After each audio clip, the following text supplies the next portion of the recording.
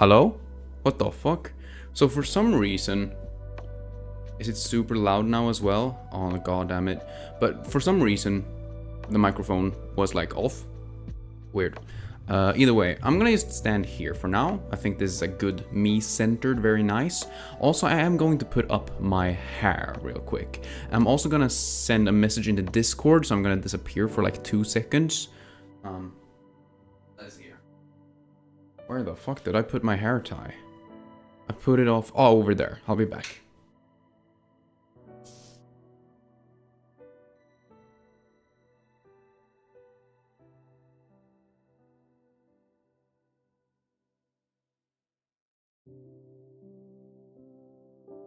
Apparently it wasn't there. Fuck. Oh no. What am I gonna do? I'm gonna get food in my hair. I mean hair in my food. Oh god.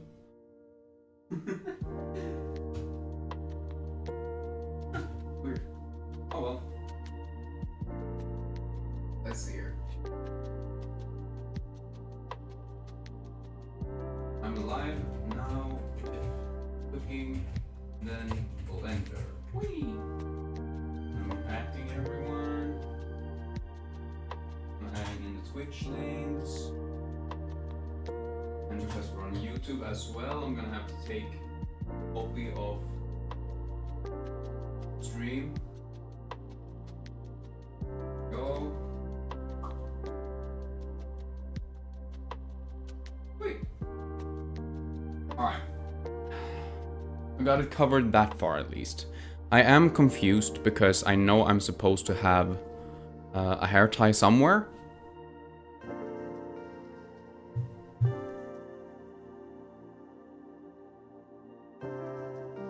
But oh well. I'll figure it out when I truly need it. Because to begin with, we are going to shop up some... What?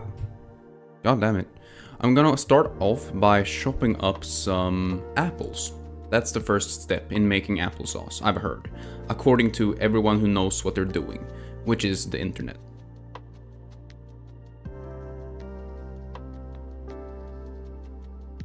Also, I felt like you're looking a bit too far down. I don't know if that's true, but I'm just gonna do it like this.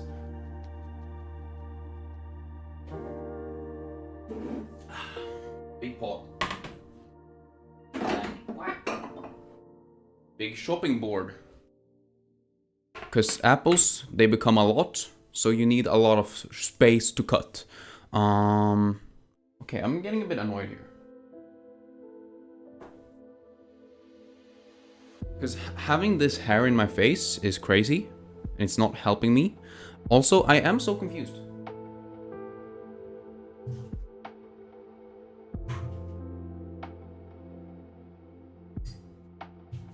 Because I remember taking off the hair tie over there in my like other room. So I'm just gonna take a peek once again.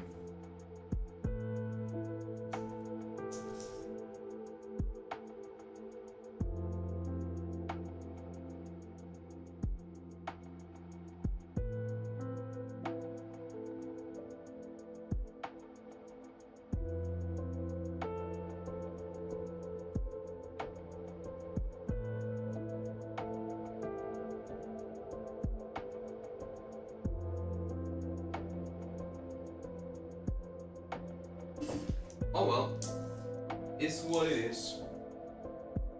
It can't be helped. It's just gone.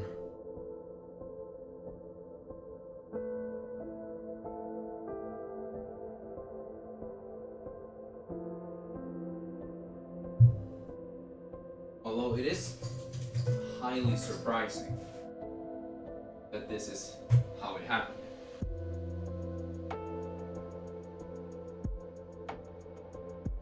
Oh well, fuck it. We don't care. Hair is a taste enhancer. I can just do this to get it out of my face at least. It looks stupid, but it's better than nothing. Alright, let's see here. There you go. Woo. A big ass bag of apples. Now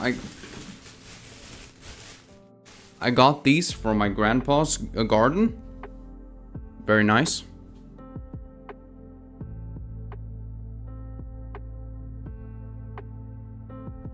I think these aren't actually from my old home.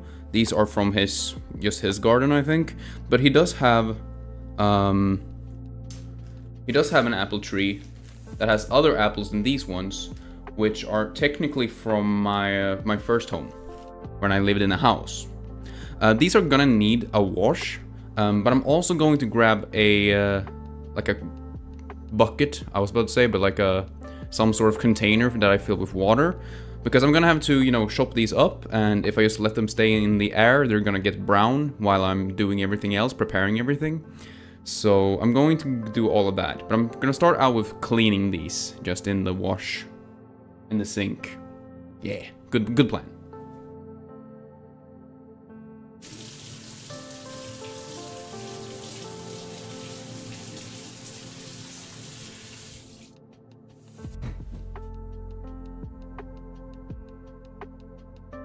And once they're clean, we need to peel them, chop them up into smaller pieces, make sure that there are no like ugly parts. Ugh.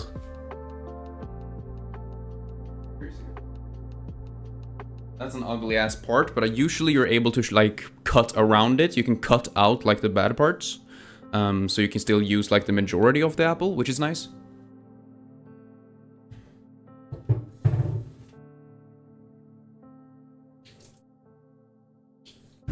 Although this one looks really bad.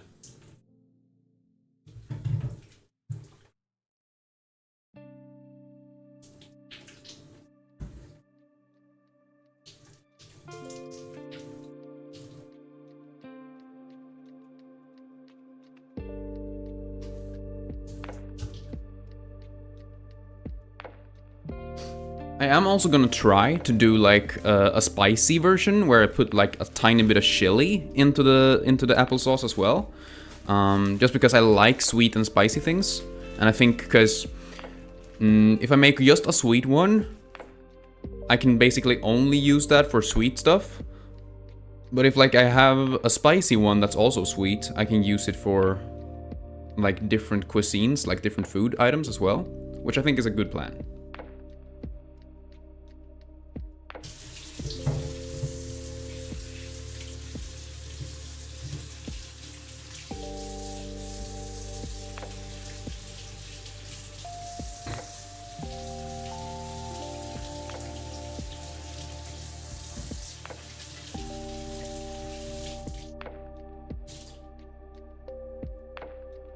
I'm not really sure how long this will take. According to the recipe that I'm not gonna follow the recipe truly, but I'm gonna be like using it as a reference to like know what I'm supposed to do. If things go to hell, I'm gonna blame them and not myself, you know? So, fuck this plastic bag. But yeah, so don't blame me if everything fucks up. That's basically it, you know? Good.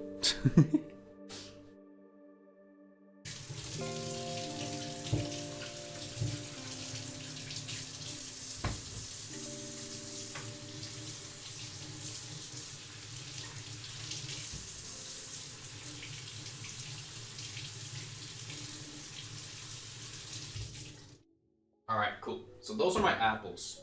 Now, apparently there is like a tool you can use, which, if you use the tool, it will help like remove, like so essentially what they say is, if you make the applesauce with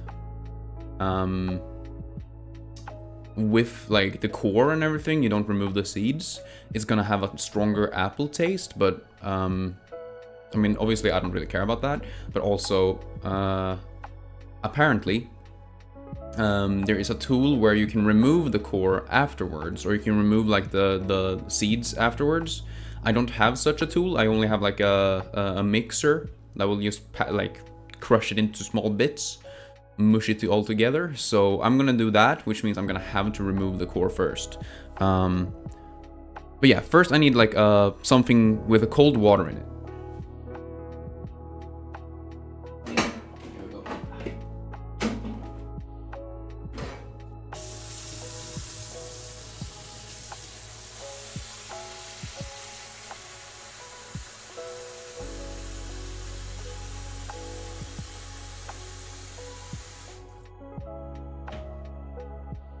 I don't know if this is enough water or if it's big enough container, but I'm gonna use it for now. If I need more water, I'm just gonna pour more water in. I also heard that you're supposed to have some lemon juice inside of this cold water here, because that will also help against the browning. Or oxidization, I guess I should say. That's what it is, technically. Ugh.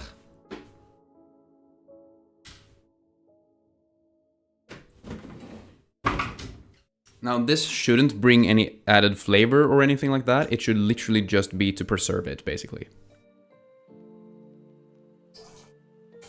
And I don't know how much lemon juice you're supposed to use, so I'm just gonna say that's enough.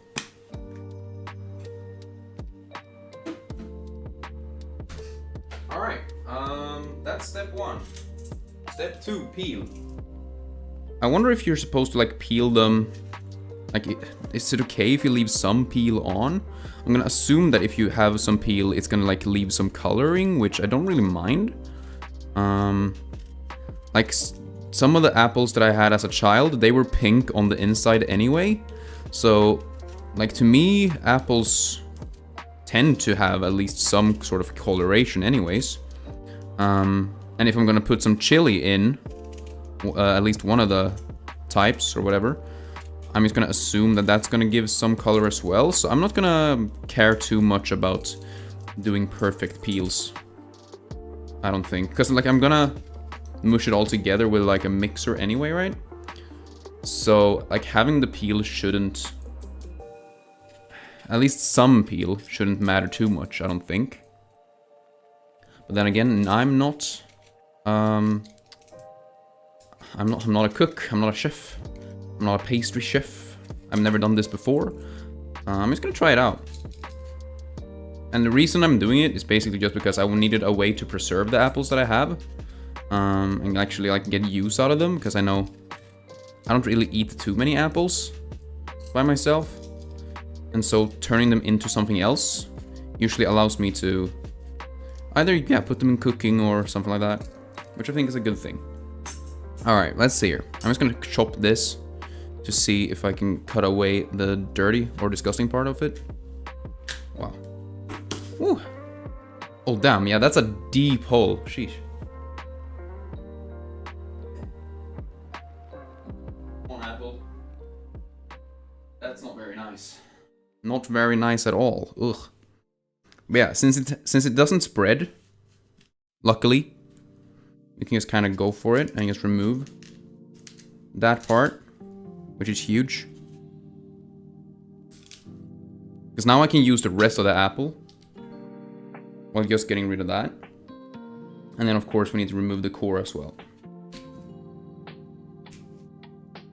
And, like, it doesn't really matter if you leave some of the core as long as you get the seeds out, I'm pretty sure. At least that's what I'm thinking.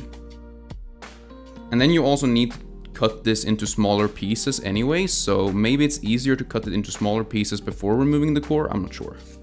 Honestly, I'm gonna learn as I go, and we'll figure it out together, maybe. I don't know.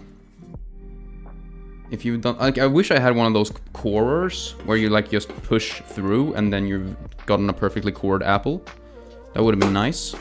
Would have made this a lot easier, but, you know, hindsight's a bitch, I guess. Okay, there you go. I'm also gonna need to grab some way to throw away the trash parts after this as well. So I'm gonna have to grab, like, a... I don't know. Just a paper bag to put them in, maybe.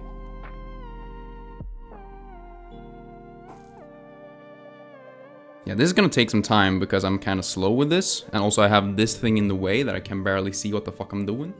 I'm just gonna move you to the side, turn you like this. Huge. I think that's basically the same audio while being not in the way for my ass. Scoop. There you go. Sweet. I don't know how small, like, the actual pieces need to be, so I'm just gonna cut them, like, maybe inch-sized? I'm not sure. Somewhere between 2 centimeters. Like, 1 and 2 centimeters, I think, is a good thickness. I'm not sure if that's true, but... I mean, they're gonna boil, and become soft and then mushed together anyways, so like the actual sizes shouldn't matter, I don't think. But yeah, that's good.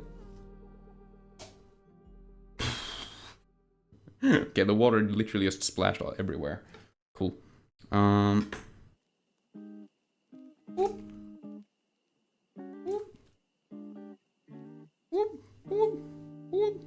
Good. Apple 1 down. I am gonna grab something to put the trash in first.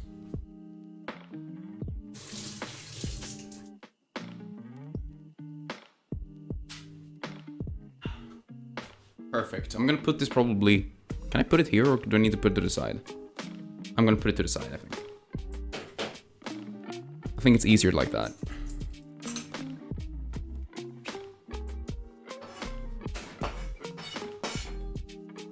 And having a clean surface to work on is gonna make this so much easier.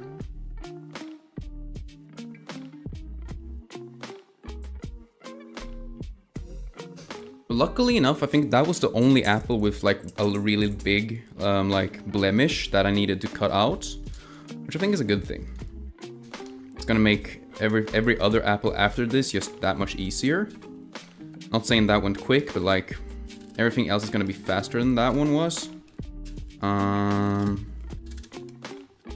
yeah, I kind of want to get this done quickly just because I don't know how interesting making applesauce truly is. And obviously I don't even know if I'm gonna get like a good result at the end anyway. But I guess that's the point of making new things, huh? Just trying things out, making sure to keep evolving, changing, learning. You know? Learn something new every day. Without it, you become boring. Or some shit, I don't know. I don't know. It's not up to me. Yeah. I got these apples from my grandfather's garden. It was nice. Going out there picking some apples. I actually do kind of prefer these apples to the other ones he has. Because the other ones are more sweet in general, while these are a bit more sour. But they're not like Granny Smith, like the green ones that are super sour. They're more like a mix between. At least they tend to be. Maybe I just picked them a bit too early. I don't know.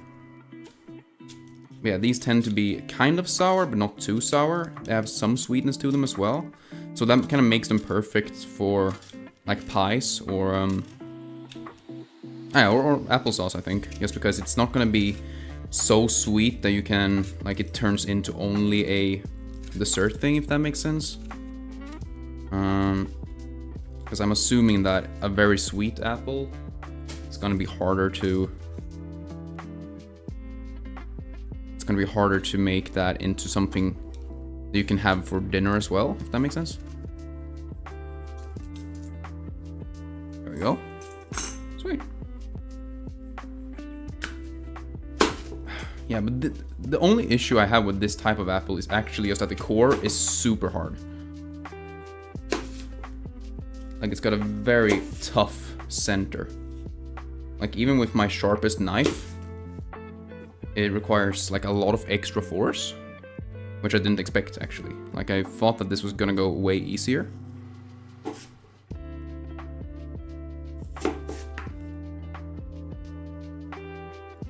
Huh. But it's fine.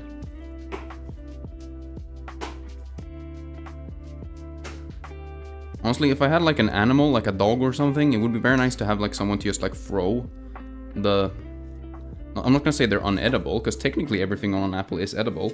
It's just some of it doesn't really fit in an applesauce, if that makes sense. Also, I don't mind leaving some of the pit if there's no seeds. At least I don't really care about it, because that's just gonna make it a bit... I think it's gonna give it a deeper flavor, if I remember correctly.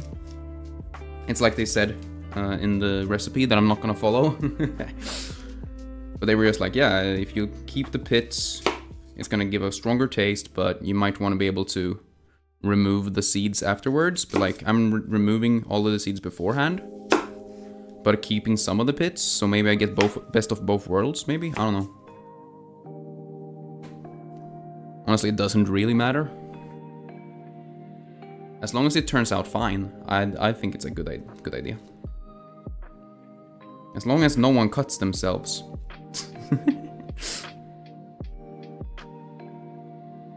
Alright, let's hear it. See, it's so much easier when it's just like the apple and no like center core left. And also when I don't really need to worry about cutting my fingers or whatever.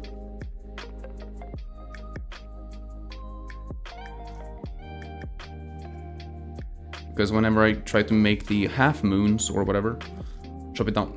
When I try to chop it down before making them small, if that makes sense. I need to be kind of careful here. But I don't know how important it is that all of the like different pieces are the same shape or size. Because I mean, like I said, if they're gonna be mushed together at the end anyway, why does it matter? You know? Yeah, I know.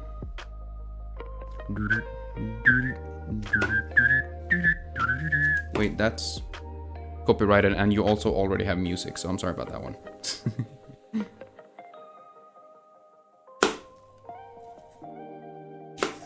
I also hope the music is fine. Like, it isn't too loud, it shouldn't be, according to my OBS, but you never know. Since I haven't listened. Hell, I don't even know if my mic is fine, because I had to restart it.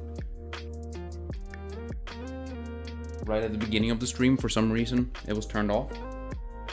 But like, it didn't count as being connected to my PC at all, which was super weird. Because it was blinking, it showed like, it was like showing that it was powered on, and it's only ever powered on if it's connected. But for some reason, that little bitch was complaining. Yeah, we solved it. And now, I'm just being a bit annoying, huh?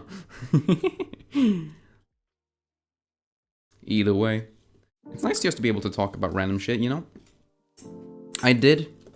Weirdly enough, I did start, like a third? I guess it's technically a third channel at this point. Although I guess this is technically not really a main channel, whatever. But I did start like a third channel, where I will just be talking about whatever I want, however I want. Yo, so early! It's a cooking stream, yeah. It's gonna be cooking, and then it's going to be Blender once I'm done with this, because apparently this is not supposed to take too long, but I don't know. But hope you're doing well, James.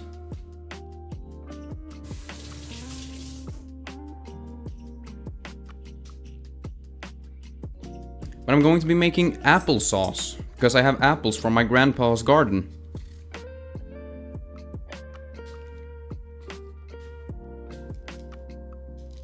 And honestly, I'm not sure I'm gonna be able to eat all of them before they go bad, so I'd rather just make something with them, you know? I know you're there. I know you're there, James. I see you. I was just so focused on shopping. I was shopping the apples. No, I don't want to cut myself, you know?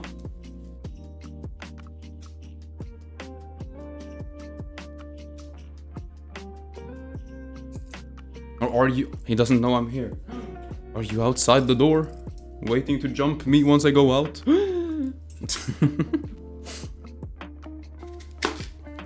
There you go.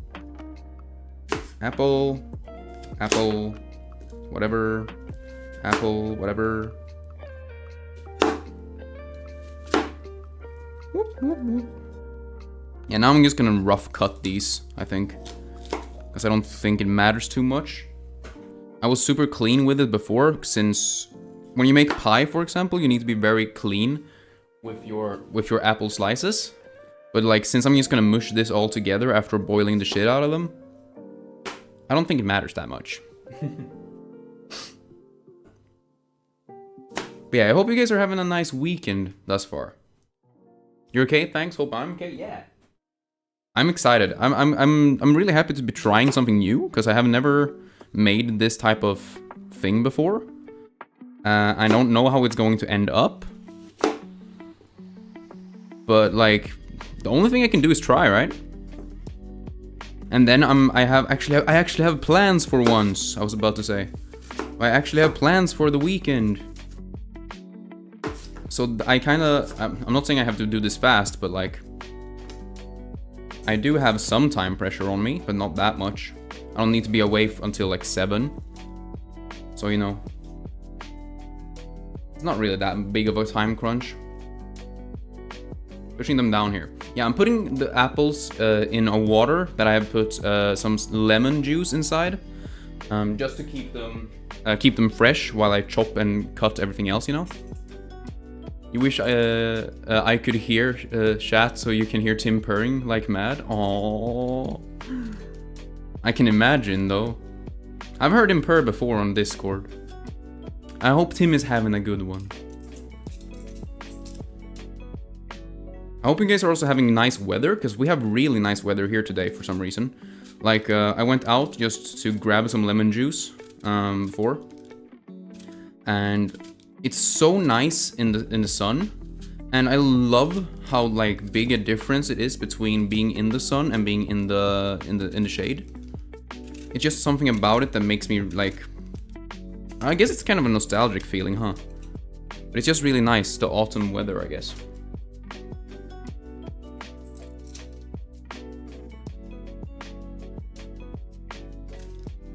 I wonder if I should do half with skin and half without skin.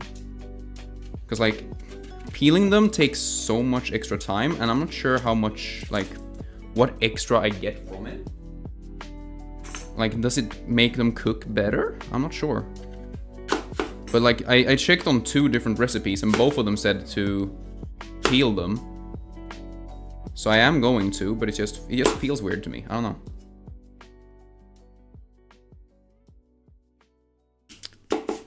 But yeah, if you're still like around here in like an hour or so, I should be able to jump on Blender for a minute or 2. And if you have like a cool idea that you would like me to try to make, feel free to discuss it or like talk about it. Because I don't really have that great of an idea right now what I would like to do. So yeah, just some ideas could be nice. It's sunny here, but not really hot. Yeah, exactly. And I love that. That's like, to me, that's the perfect weather. Because I like, I really like being able to dress up, you know? Like, I like having my hoodies on.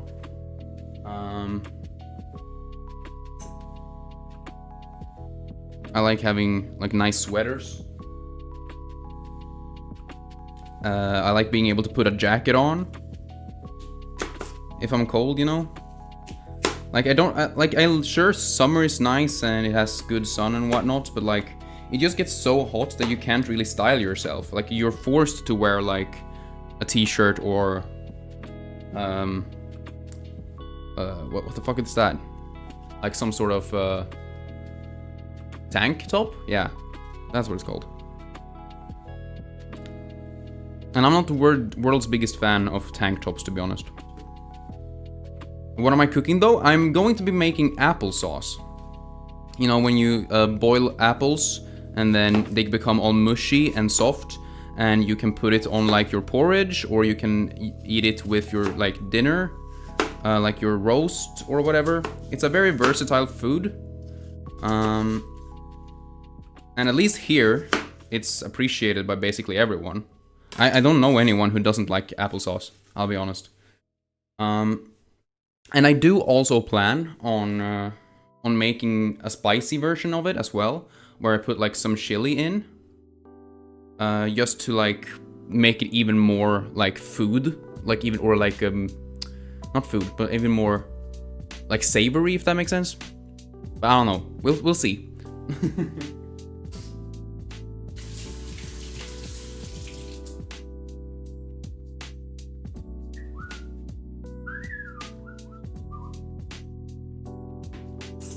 I also hope that I brought my like the biggest pot that I have, but you're not really supposed to use a lot of water because apples already have a lot of water in them. So when you start boiling it, you're just supposed to have like a tiny bit of water to help it like get started, and then hopefully like the apples get so soft that the apples like apple juice starts coming out, and it like boils within its own blood basically.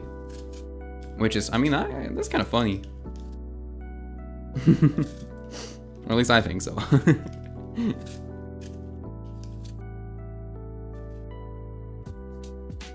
Also, I just realized, because I'm obviously streaming this both vertically and what's it called? Vertically and horizontally. But the vertical stream doesn't have a chat, which is weird. But I guess it doesn't matter. There you go, Apple 1. Honestly, if I was like 3 people right now, I would have one person just peel, one person just chop, and then... I guess the third one would just be chilling. You wouldn't have to do anything. Also, I don't know if like my mic is like super boosted, because I see it going up to like way above the loudness that it usually is. So I don't know if it sounds like distorted or rough or anything. Then I can probably fix that.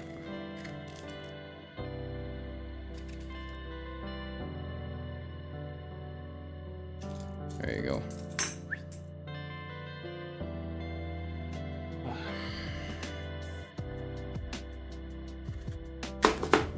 Yeah, having someone else peel while I shop away would have been nice, actually. It's just because I can't have too many apples on the shopping board at the same time, or without it being like too cramped or whatever. One more.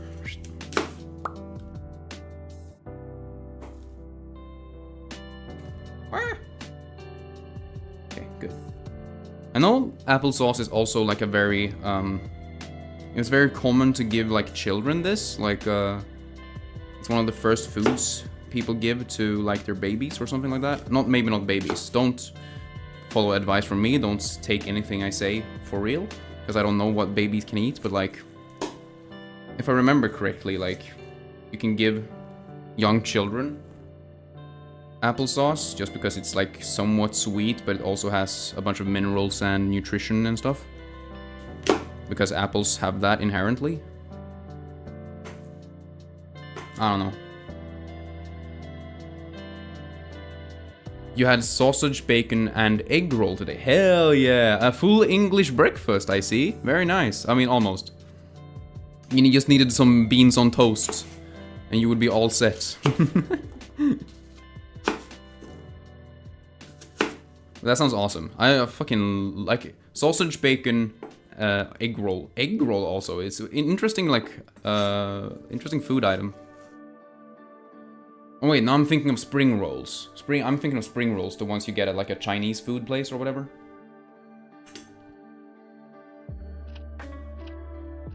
Or maybe those are the same, I don't know. No, my neighbor is doing work. They're going to start drilling into the walls. Oh fuck, oh no. I mean, I hope it isn't too loud, or hopefully you don't hear it at all, I don't know. And Tim had some ham and chicken, hell yeah! He also had a feast then. Did you see the chicken I made yesterday? I told you I was gonna make fried chicken and drink a beer. It was a nice Friday, honestly. Apparently...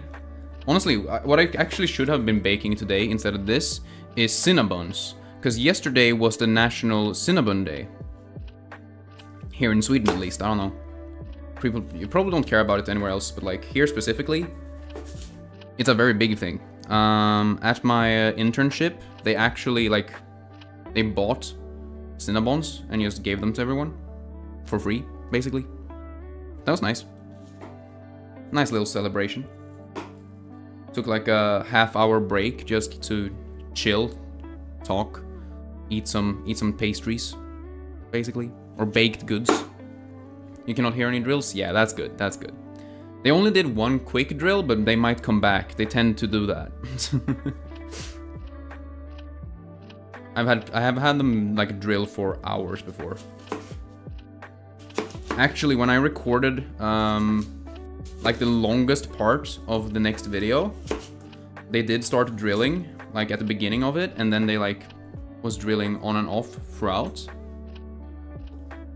So sometimes I would like just have to stop because I couldn't record while they were going, basically. Okay, this is getting kind of full. What the fuck? Oh, I guess it is kind of full, huh? Interesting.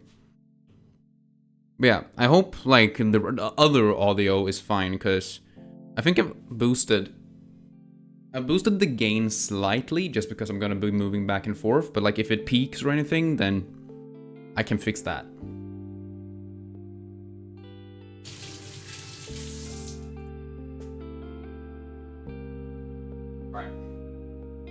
There's only a few more apples to cut, and then the rest of this should be kind of fast.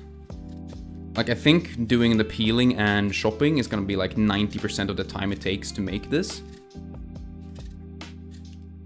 Or at least it's gonna be all of the hard work, if anything. Everything sounds brilliant? Hell yeah, let's go! That's good, that's good. I'm happy to hear it. I'm always worried because it's so hard to know.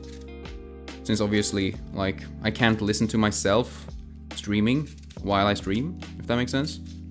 I remember back when I started streaming, you know, when I played like Super Mario Odyssey. And I would like re-watch the VODs. And I would be like, oh fuck, I was too loud through here. Or like, I forgot to do this thing. Or I missed this and that, you know? I would worry about that so much afterwards. Especially on the days when like it was a slow day. Like if people only showed up for a few minutes. I would sometimes just worry like, okay, is the setup just so ass? But I don't really worry about it too much today, I guess. I don't know. Although I do actually sometimes re-watch like a VOD or a stream.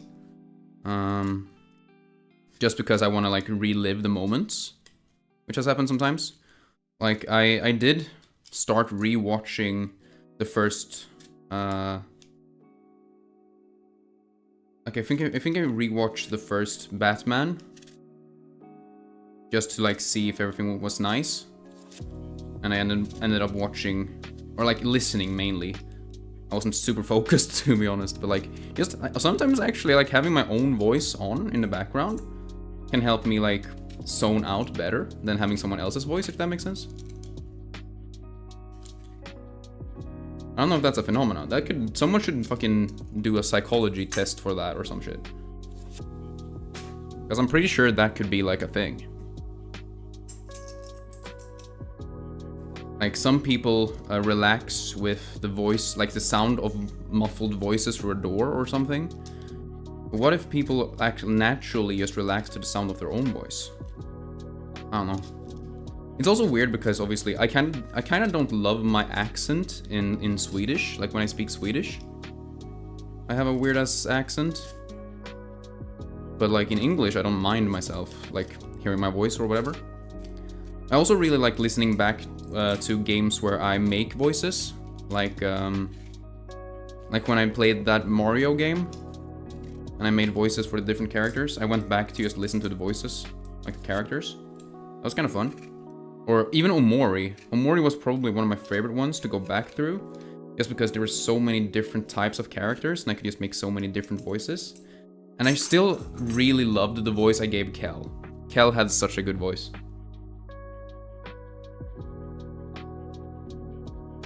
So I'm excited to play more games like that. I do have a couple lined up, actually. I did buy like an RPG that looked really cool. I don't think it's too big because it was very cheap to begin with. So it should, like, if I stream it, it shouldn't be too many streams. But I think it could be really cool to get through. Yeah, there's just so many games, like we always talk about. Show us your voice in Sweden. Så du vill höra min svenska röst? Okej, ja visst. Så jag vet inte riktigt vad ska jag säga? Nej men hej. Hur går det? Nej men mitt största problem är kanske att jag tar jättelätt dialekter från andra personer som jag pratar med. Och särskilt här inne så ekar det lite och då blir det att jag liksom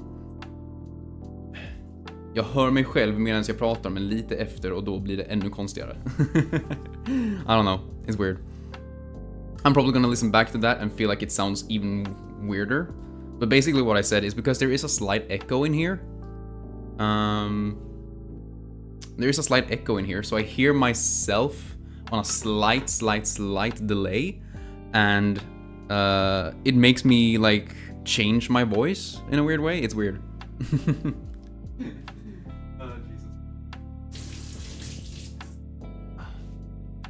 You wish you knew what I was saying because it sounds epic. Yeah, I mean it's a cool language, I think, especially like because it has taken from so many different languages, if that makes sense.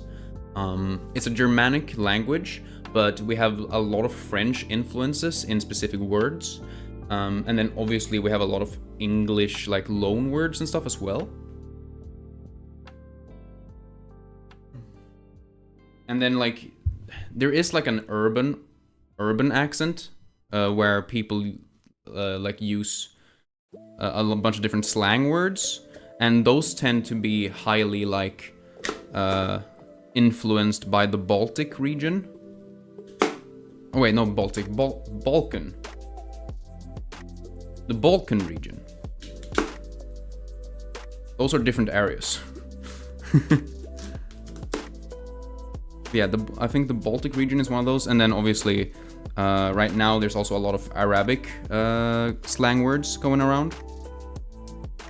So Sweden, like, or Swedish today is a very like mixed language, which is really cool.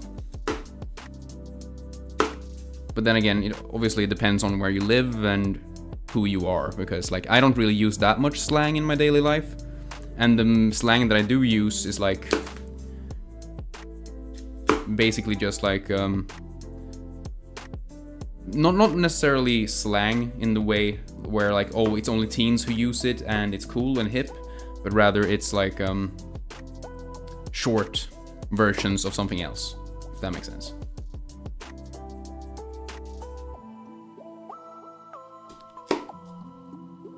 Like the way people would say yo instead of saying hi, you know? It's not really, I guess it is technically slang, but like it doesn't really matter who you are, anyone can say yo, if that makes sense. Tim did not know what was going on. He looked at you like, what is he saying? It's actually crazy because like animals can understand languages, right? Like at least to some degree, which is pretty crazy to think about. Because like you can teach a dog to sit, right? But like if you say sit in Swedish as well, even to be honest, sit in Swedish is just sit, so it sounds the same. But like if you say like paw, you know, if you wanna like shake your dog's paw or whatever, you might just say paw. While in Swedish we might say vacker tass, which technically means beautiful paw for some reason. I don't know why we say beautiful to begin with, but we say it like that. But it's crazy because if I say vacker tass to a dog that has learned that means shake your paw, then it will shake its paw. So like animals are fucking smarter than some humans, man.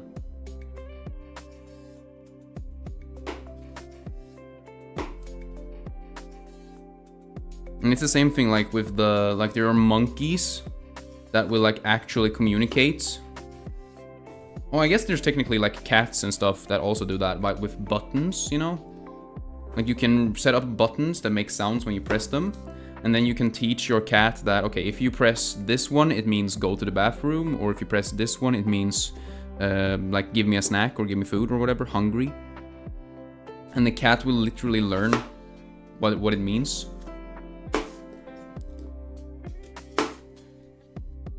I mean, I guess it's more behavioral than like actually understanding the language, but still.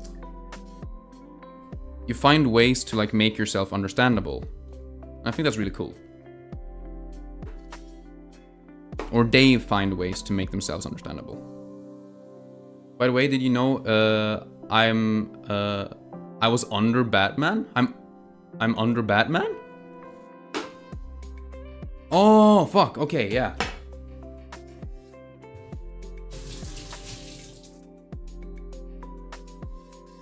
I just realized I forgot to fix that beforehand.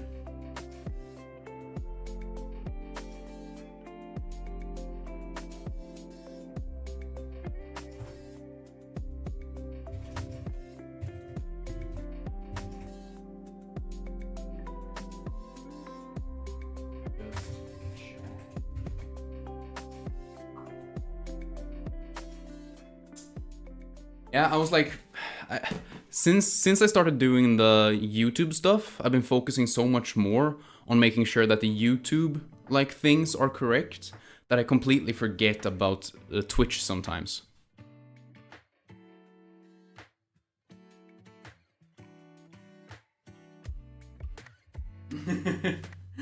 This is a good Batman game though? You did not know I was in the new Batman game? Yeah. I mean, I'm the new Robin, actually, so it's actually really cool. I get to talk to Alfred all the time, he's my best friend.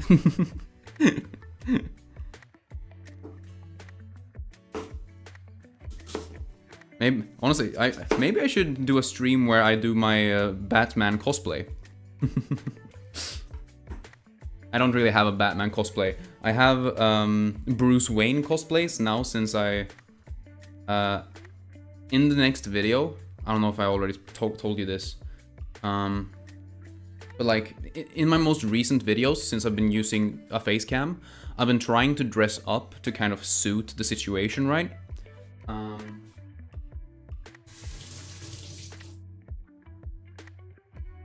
So for example, in the when I made the Avatar video, I had like a red and yellow outfit to like match the Fire Nation. And then in my video on Lies of P, I had a bunch of different outfits to match the outfit I had in-game, which was pretty cool. And so for this one, I dressed up as Bruce Wayne from the different, like, medias that I was talking about. So, like, I dressed up as Christian Bale's Bruce Wayne. I dressed up as the animated Bruce Wayne. Or at least tried to as closely as I could. So that was kind of fun. It's been really fun to make, like, it's not really a visual gag because it's not really a joke. It's just like a set, like a costume design, I guess. But like, I think it's fun to do added stuff. Like that's not just like speaking into the mic, if that makes sense. Like I still like watching people who just speak into the mic, because like then the whole focus is on the storytelling or whatnot. But I think for me, like this just gives it that extra like theatricality, if that is that even a word? It makes it more theatrical. And like I feel like I'm putting on a performance.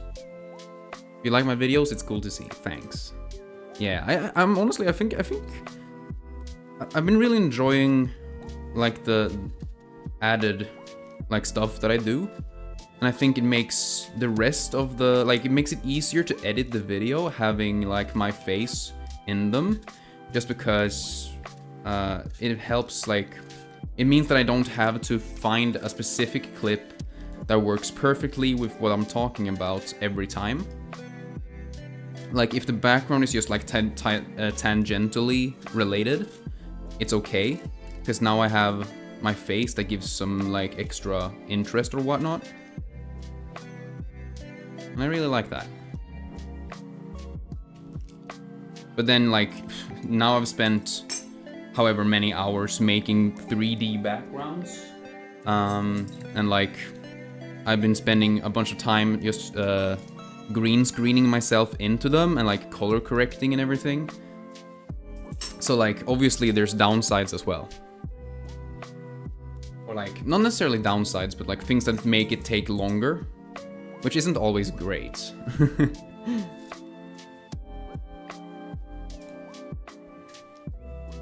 Anyway, we're closing up now. I just need to peel this last apple and then chop them all up, and then we can start moving this over to the big pot. Which hopefully, with a grain of salt and a lot of luck, we can get something that's edible out of this. You like the look of Blender? Yeah. Like the 3D art stuff? I think it's really cool. I think it's... I really like just being able to make something that is fully my own and that is like... custom made for me. And that... I mean, I'm not great at making things super hyper realistic. But like, you don't necessarily always needs to be super hyper realistic to still look good, if that makes sense. But yeah, I'll walk you through some basic Blender stuff in a couple of minutes. And like I said, if you have like a cool theme you would like for me to try, we can do that. I might do more Blender stuff in the near future as well. I'm doing a concept art course currently, and one of the tasks right now is to make some, like, actually just make concept art. And I told my, like, project group that I would love to do stuff in 3D. So I might be able to, like, do coursework while streaming. Which I think that could be kind of cool. Like, basically, I'm able to both do schoolwork while also trying to be entertaining. And give you something to watch. Or maybe just have in the background, I don't know. Either works for me.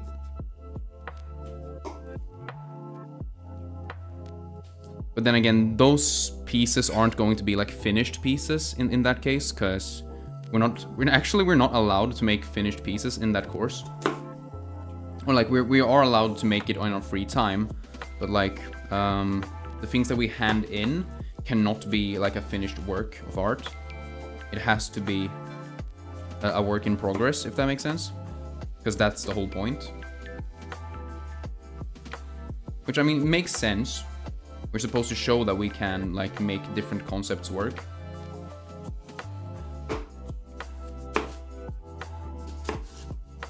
That might also just mean that I can make the concepts and then maybe make them more refined on stream.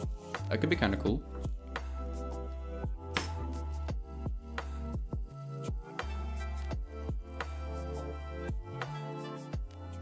Alright. Soon we'll be done. Yeah, that's my vampire sound. Also, yeah, I want to play some horror games now for October. I think I want to play maybe Resident Evil 8, because I have that. Yeah, maybe we'll look together through my Steam page or something. Just decide on something, because that could be kind of cool. I always like having like the horror theme during October, just because it's so close to Halloween, you know.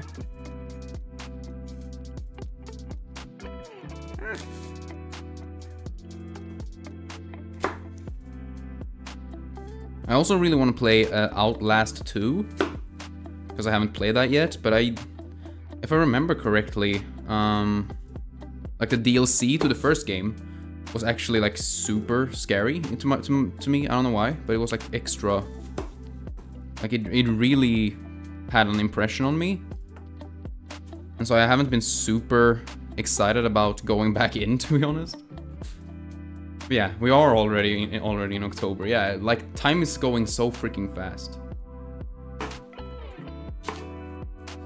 And I guess technically I've already played like a not a horror game, but like Joker definitely is like a villain, of course, so he's kind of scary. Also, do you see how much fucking apple this is? I did not think it was gonna be this much. But then again, once I start cooking it, it's going to become much smaller. I hope, at least. Or else, I might just have to use a lot of different jars. You know, I actually cleaned my fridge this morning and like emptied a bunch of jars that like were old anyway, or like that I just needed to throw away, and cleaned them so I have something to put this applesauce into. And so I have a bunch of jars behind me right now. I'm not sure how many of them I'm actually gonna use, but like, if this is how much apple I have, I might actually need like quite a few of them.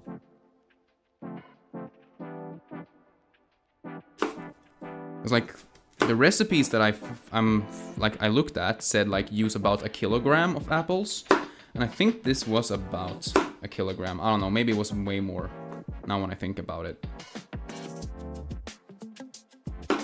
I don't have a scale, so I couldn't really check how much apple this is. But either way.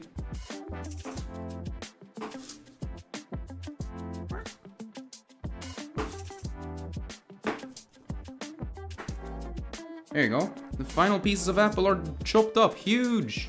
We can finally move on to the second step. Okay, I'm not supposed to use this water that's in this like container, because apparently, since I put a bunch of lemon juice in, and because it's been soaking for a while, it's probably not gonna taste great, apparently. I don't know. I'm just following the instructions.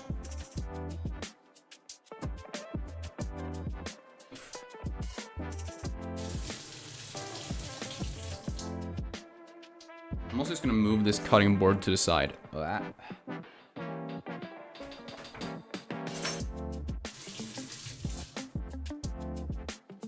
Like, who knew apples were this wet? My hands have been like watery for like an hour.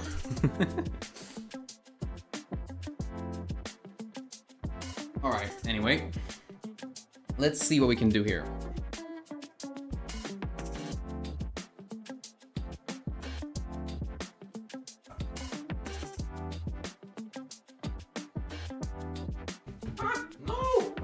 Spilled. Alright. So I'll be moving them over to this big ass pot, and then I think I'm gonna empty the water from this pot because I have like a lid that can strain out the water.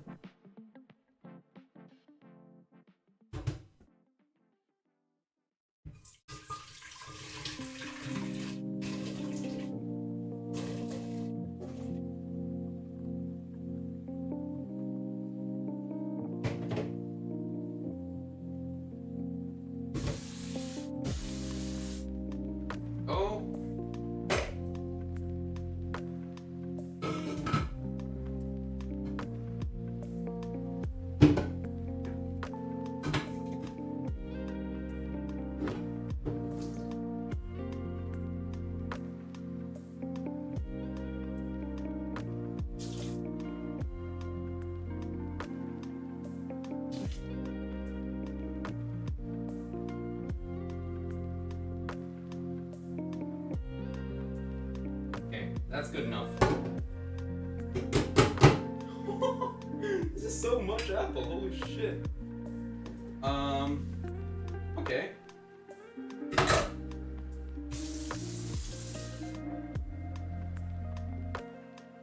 Here you go.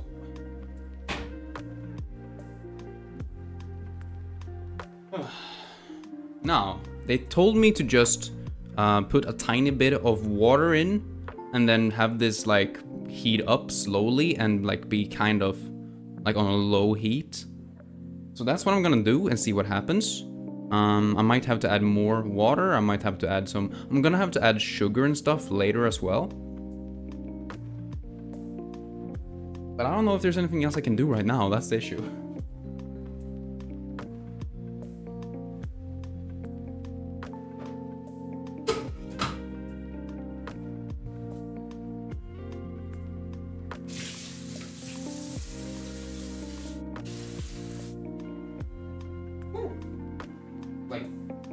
This one only had apples and water and some lemon juice in it, so I don't like think it needs to be super cleaned. Just like a quick rinse will be fine. Drying it out. There you go. Oh yeah, I am also going to chop up a piece of chili, because I want to see if I can make like a chili applesauce as well. So I'm gonna do that first, or I guess before we do anything else, just to see if it works.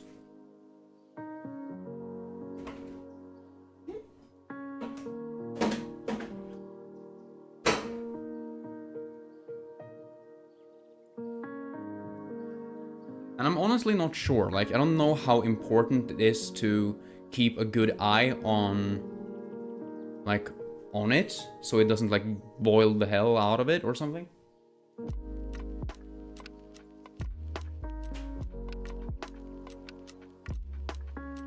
I'm just gonna be careful, I think.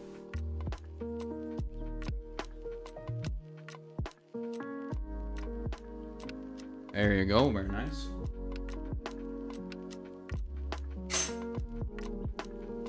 Bringing this bad boy back.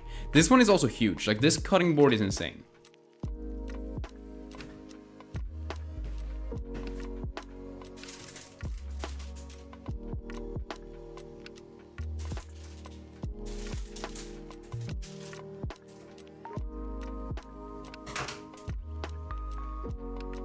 I have 2 red peppers, but I think I only need 1. Because I don't think I want to make it super spicy.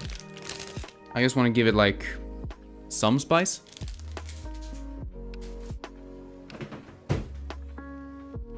I also saw in, like, you can turn the applesauce into, like, a chutney if you put, like, some onions in it as well, but I'm not sure if I want to do that. I'm gonna taste it with just the chili first, I think, and then make a decision. I think that's a good idea. If nothing else, I prefer it that way. If it's a good idea or not, I'm not sure.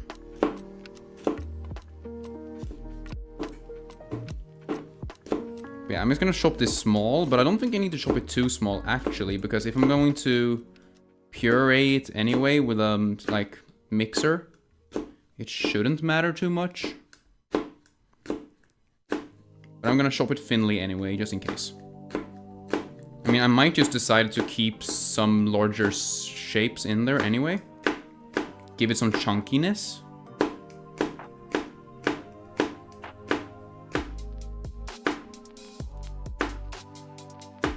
I don't know. Hey, maybe I'll take a bite. It's gonna be so spicy, oh my god.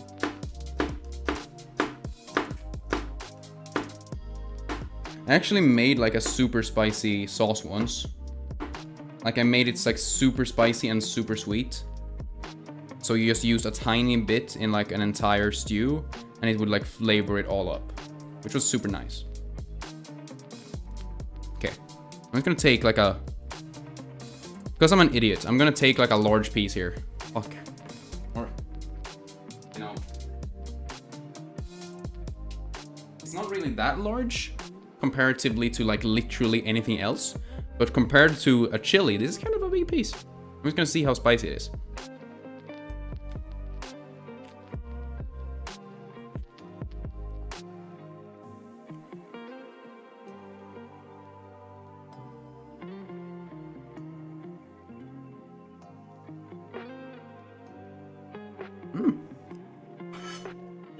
Ooh. Yeah, it's got some spice. What? I might not use all of this in the apples. Woo. Not necessarily because for myself, because I think personally I could probably have all of this in. But like, I'm pretty sure I want to like give some of this away, or at least like allow someone else to try it. And I don't think having maximum chili is such a good idea. But I would love to do like a chili taste test or whatever. Like, you know, what's it called? Like the hot ones. The hot ones like chili challenge or whatever. I think that would be really fun.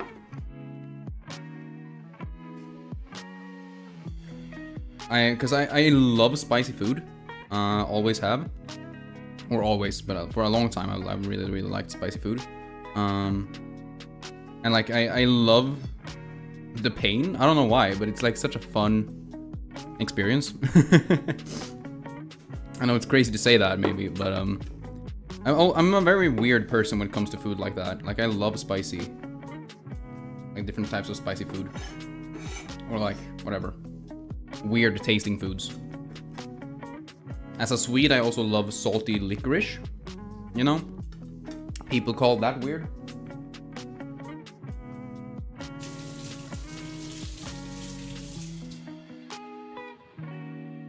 Alright.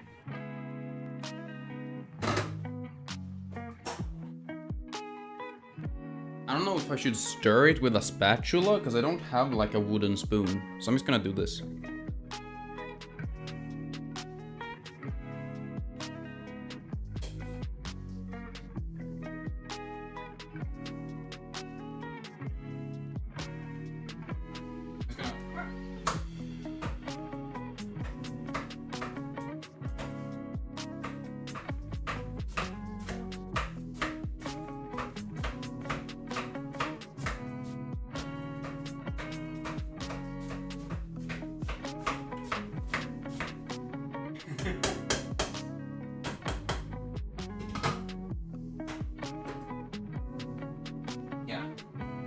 So it is heating up, but I am starting to question whether or not I chopped it finely enough. That shouldn't be a problem. I'm also gonna grab some water, because my fucking throat is dying. Oh hey, even better, I got milk. Although I don't know if it's good. It's fine.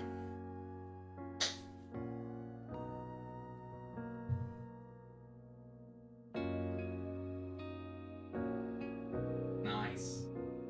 Woo.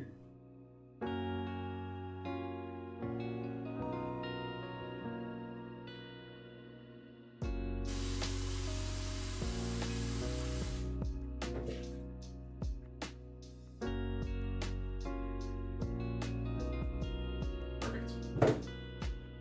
So, I don't really drink. Like I don't really drink that much milk. So I buy these like long life versions. And the good thing about those is that not only do they like last an extra like 2 weeks on top of whatever a regular milk would, but they also tend to like work even past the like due date or whatever.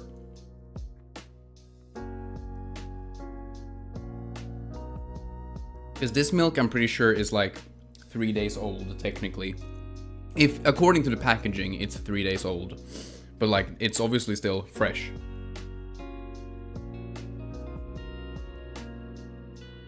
And it's calming. Man, milk and chili, my two favorites. You know, the crazy thing?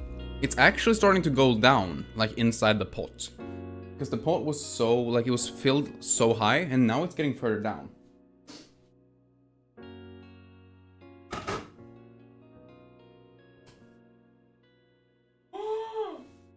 It's doing the thing!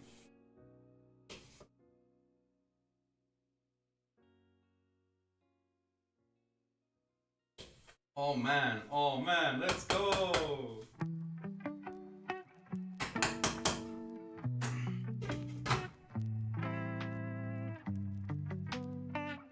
It actually starts to smell like an apple pie in there, which I really like. That's awesome.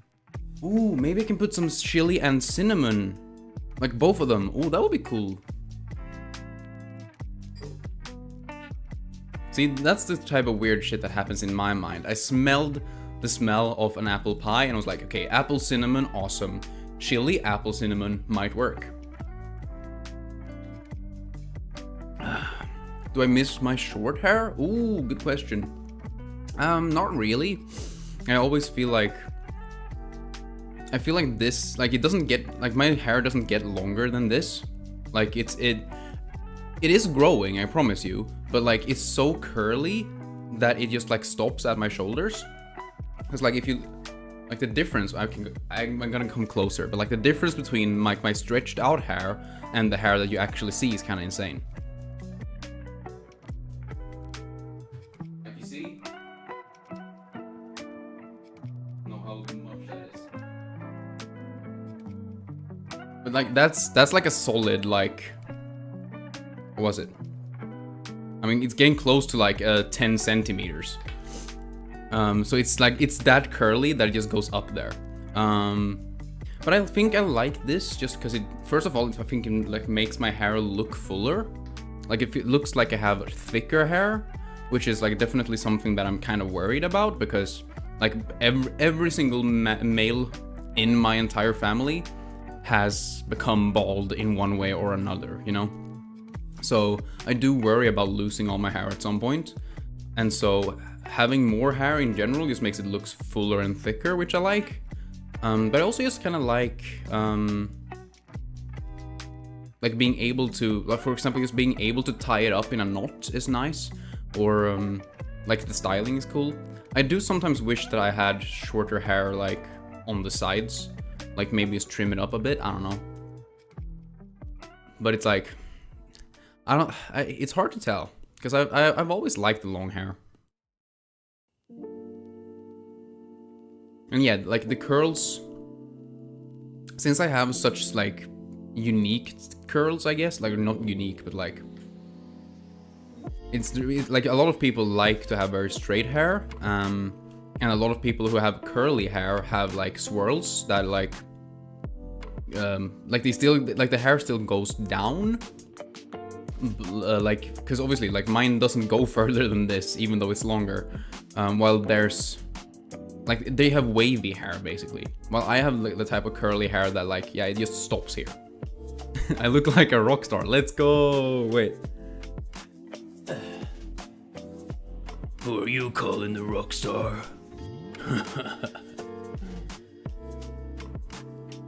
Rock stars drink milk, baby. I can't see. I can't see. I'm inside. Yeah, I also need to check on this. Holy shit. It's actually starting to steam in there.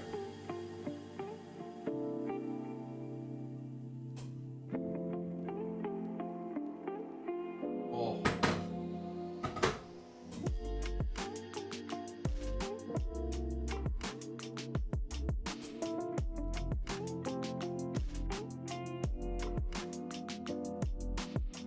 This is so cool.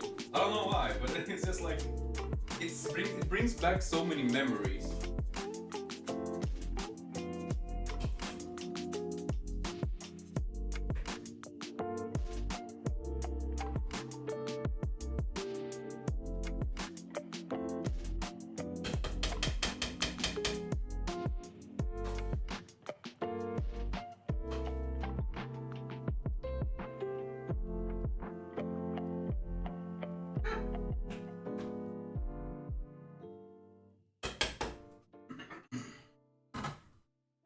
It's not quite ready to be mushed yet. You never had this apple thing you're making ever? Wait, actually? Weird. Or maybe I'm the weird one. Here it's like such a common, or at least for me growing up, it was very common. Like at school. Okay. So here's the thing, right? Because we're in Sweden, an epic country that actually has welfare. When you're a kid, you can be at you know, you go to school, but like you're not really learning anything in the mornings. Like you go to school just to like be taken care of. And in Sweden, in a lot of places at least, where I grew up, you had breakfast, right? Like if you didn't eat breakfast at home, you could go to school and have breakfast there. And they would always have like either yogurt or like some sort of porridge. And on the side, there was always going to be applesauce. And then, growing up in Sweden as well, or maybe this is my family, I don't know. But when you have like a pig roast, like some sort of pork loin or something, And you have like your potatoes, you have your gravy, you have your pork. Then you can have applesauce to that, like on the side, and it becomes like this sweet and savory combination. You know how you put like an apple in a pig's mouth when you do like a full, like at Christmas, when you like do a roast the entire pig. Sometimes people put like an apple in the pig's mouth. I think the concept is basically just, it brings in that added flavor, which is really nice. And so like this applesauce is just used both savory and sweet. My absolute favorite type of donut has an apple filling, which is basically just applesauce. Like it's a bit thicker, I think, so it doesn't run out, but it's essentially just applesauce. So I don't know, maybe it is a Swedish thing, but like applesauce is the bomb, dude. It's awesome. Love it. And like I said, you can use it both savory and sweet, so it's like so versatile.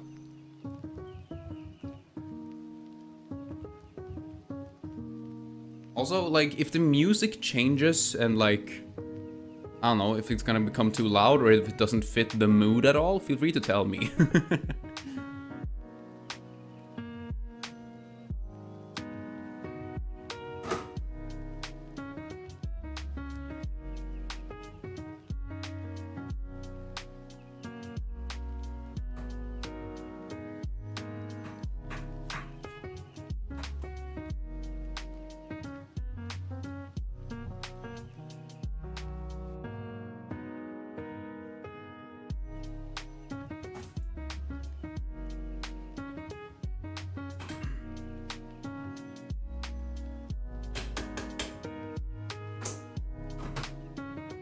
Yeah, I don't know. I think the best way to describe it is imagine a lemon curd, but it's apples. I think like that's probably one of the best explanations of what this actually is.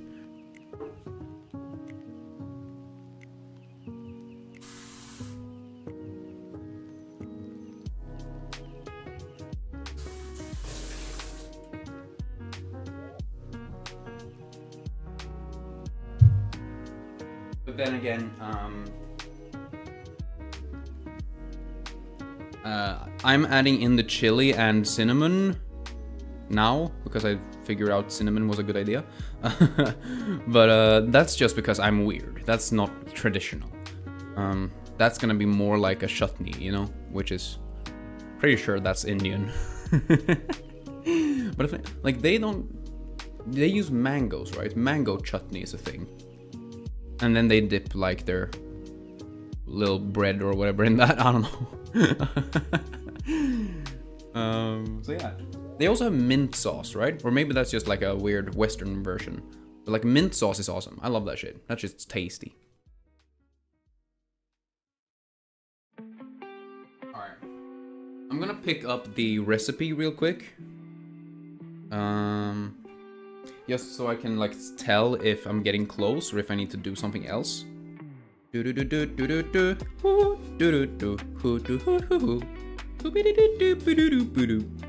Right. And they are telling me that this is supposed to take less than 60 minutes. I think I just had way too much fucking apples.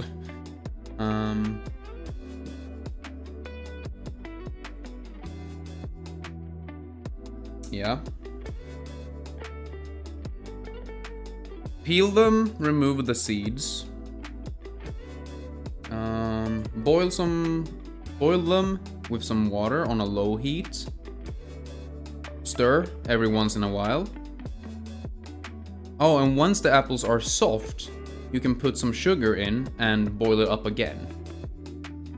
Once that happens, you can mush your apples either with like a spoon or use like a mixer.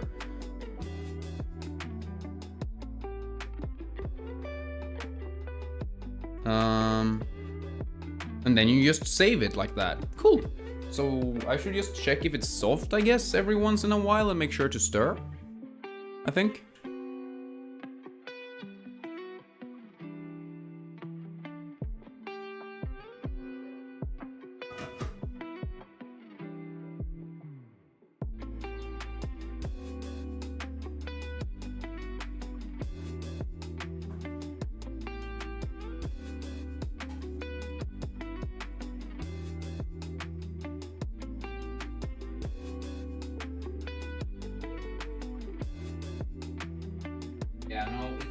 They're not ready. They're getting there.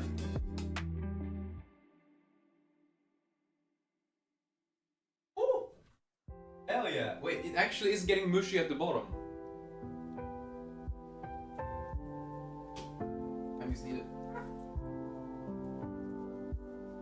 Turn it upside down. Move the things at the top to the bottom. Huge.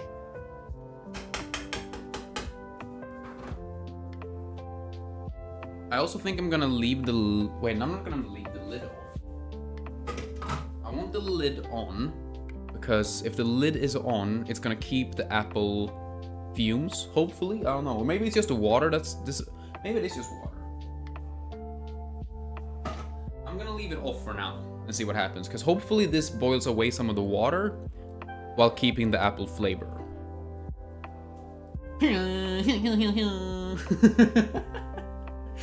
Oh, Jesus.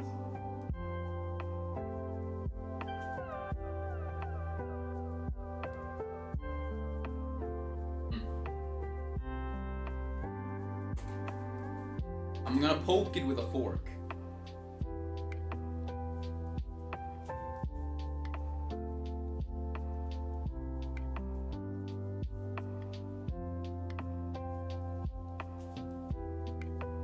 Oh, like, look at this. This is what I think you want it to look like once it's done, because it gets kind of like transparent when it's soft. Right now, like, most of it is still a bit bitey, like it has a bite to it still. But this one is so soft and tender. Like, look at this.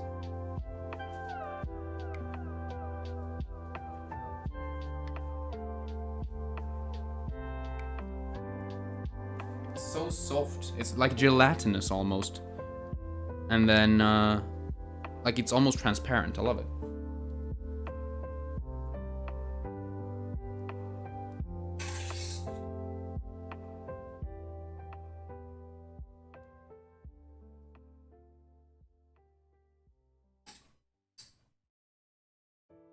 Woo!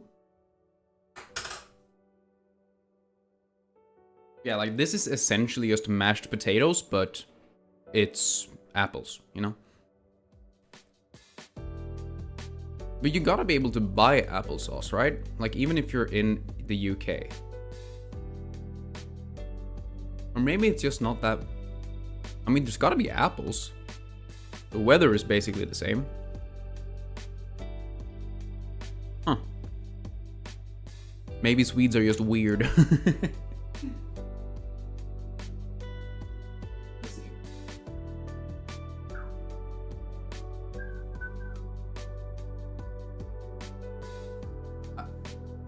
I mean, I bought a new packet of sugar just for this.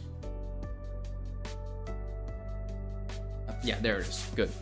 It's not brown sugar, but it's cane sugar, I think, which apparently is better.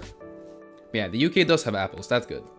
I was like, wait, yeah, they gotta have, but like, it's so surprising to me, because I feel like, to me at least, applesauce specifically is such a natural thing to make when you have apples. Maybe Sweden is weird. Maybe other UK people have had it, but you have not had it. Yeah, that's fair. Yeah.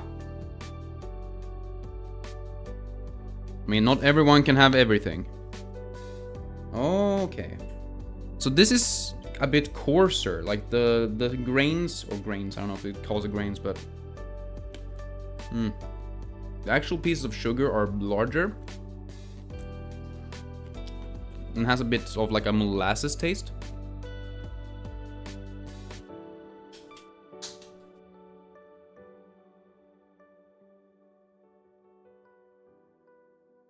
Oh hell yeah, we're getting there. Woo!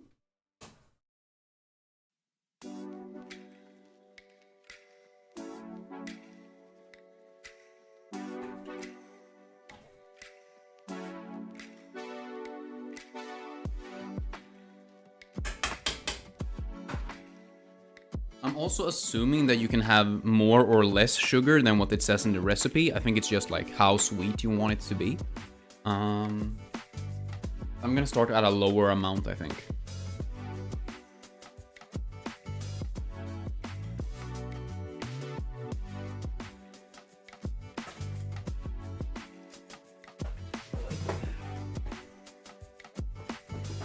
What the fuck? Where's my mixer?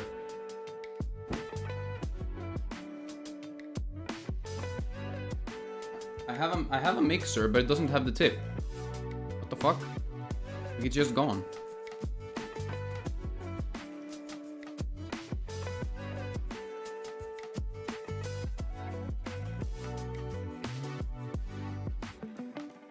Where in the hell?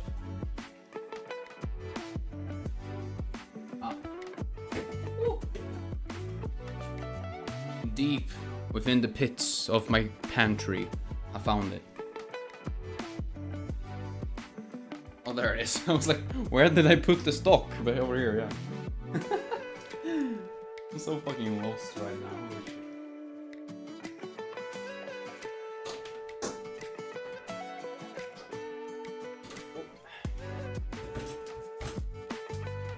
Alright, we're almost prepared to do the big mix.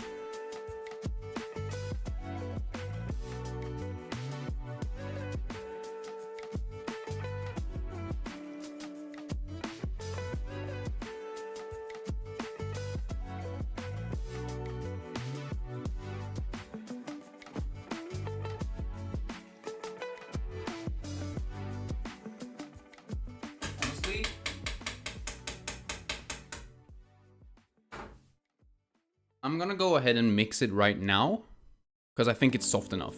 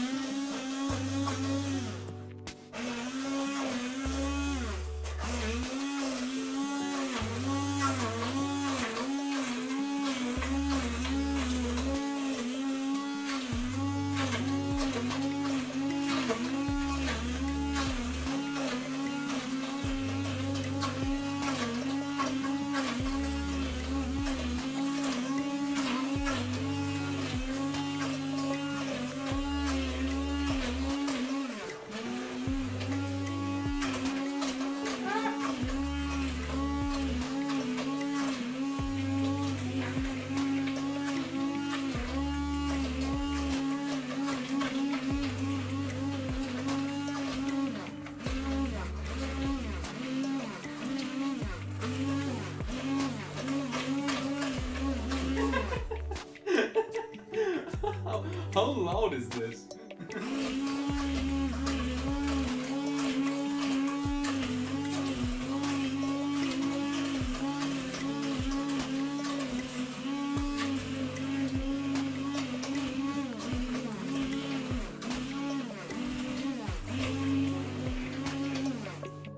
There you go. It actually looks really nice.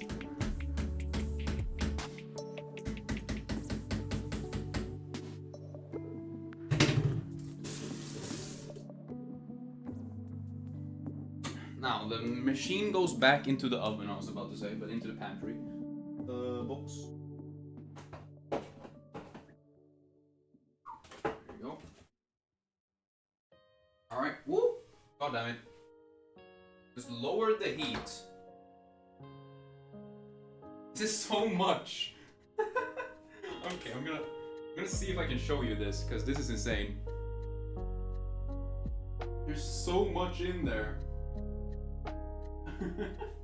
Can I get even closer? Like I think this is like a liter of applesauce. What the fuck?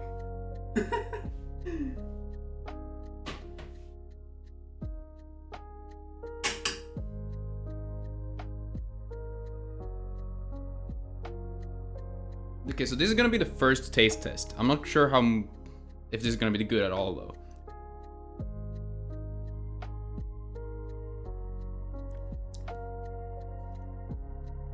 It is kind of sour, but it tastes like apples. I like it. For sure I'm gonna need some sugar, so I'm just gonna pour that in.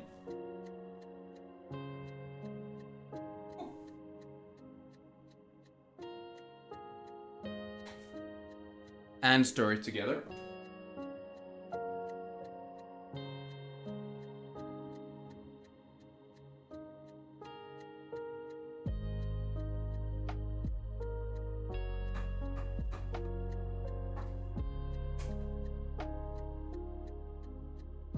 Oh man, it looks awesome. Since this is brown sugar, it also gives it like some added color.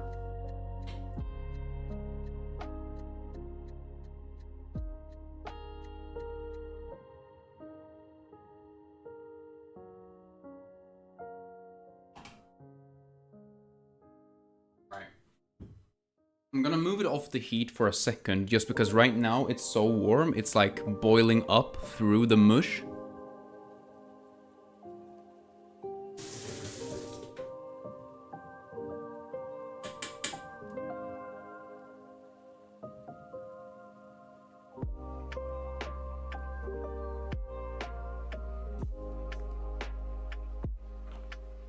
It's for sure gonna need some more sugar, but I think it's getting there.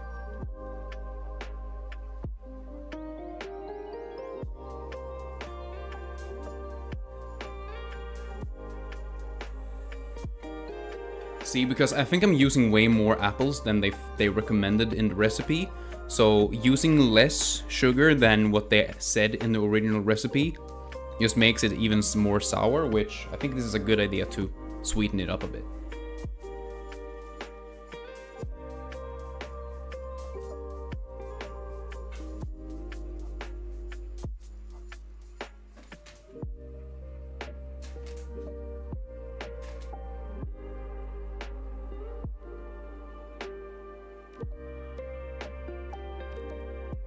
Let's see here.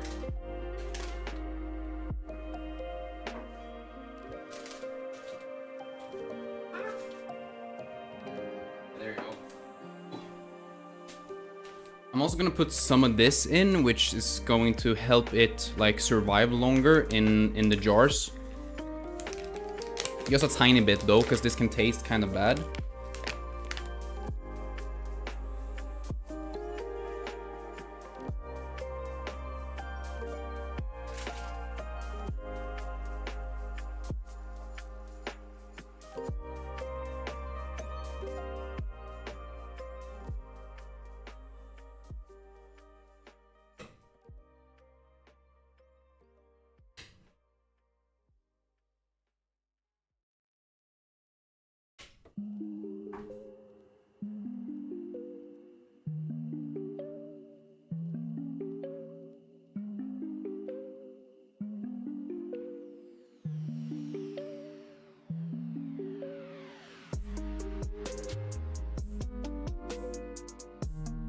There you go.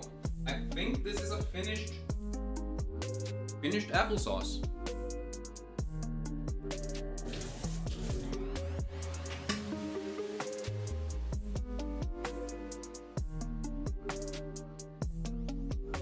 By the way, Eminem is now a granddad. Found out yesterday. Good on him. He's a great dad and he will be a great granddad. Hell yeah. Honestly, if anyone is going to be a great granddad, I think it's gonna be him, not gonna lie. He's been through so many different things. Holy shit. Whoa. That's actually really good. Oh, I'm so happy. Holy shit. So, now, I have a bunch of different jars, and I think it's good because this is so much.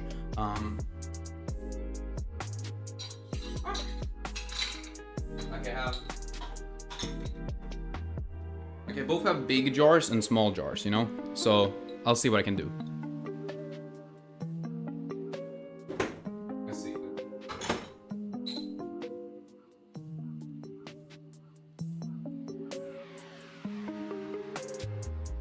I don't know if this is how you're supposed to... Wait, I can fucking use a spoon. Am I stupid? Yes. Tiny bit. That's okay. Part of the learning process.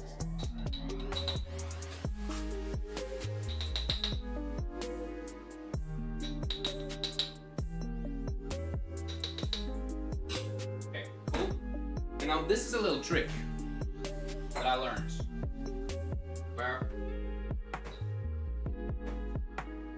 Christ.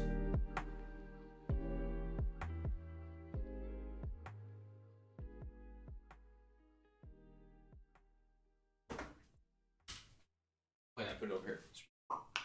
Yeah, I learned this trick when I made jam once, where apparently if you put the lid on, lock it, and you just flip it upside down while still hot, this is going to create a vacuum seal around the around the lock, around the lid, which will help this be preserved longer, so you can save it for longer, which is pretty cool. So that's if you're ever gonna make applesauce or like jam or whatever, do this. Works wonders. Or so they say.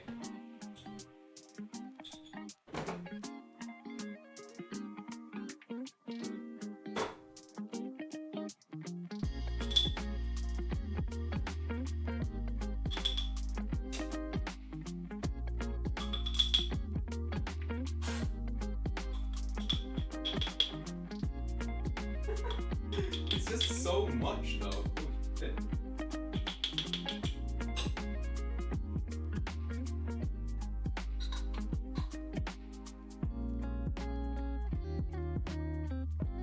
You didn't know that? No, honestly, me neither. I didn't. It took me so obviously, like, if you haven't done jam ever before, you're not gonna know that, because like, why would you?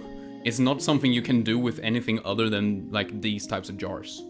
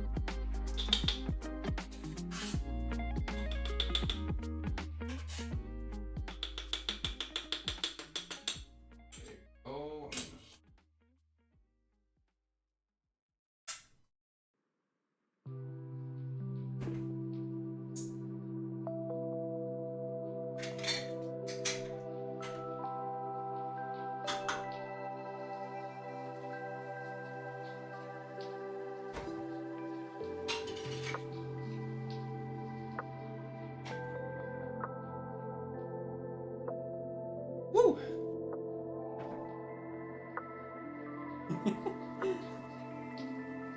Yeah, you want the like the whatever thing you have inside to come down as well, because it's gonna make like that lock around.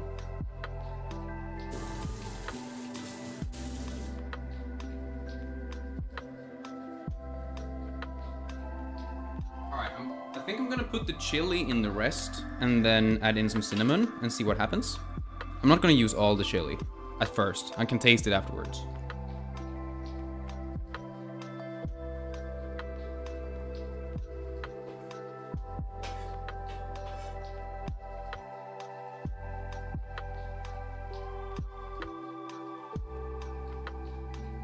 Okay, there we go. And then cinnamon.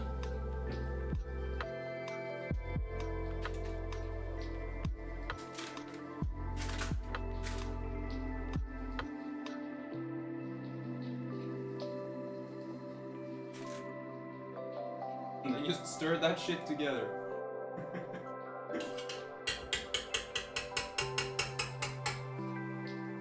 Am I going to eat all that though? I mean, that's the thing. I'm probably not gonna be able to eat all of this. So I'm planning on giving some of it away for sure, like 100%. I don't know. And like, that's also the great thing, because I'm doing this, it's going to be able to live for super long in like any refrigerator. So that's awesome.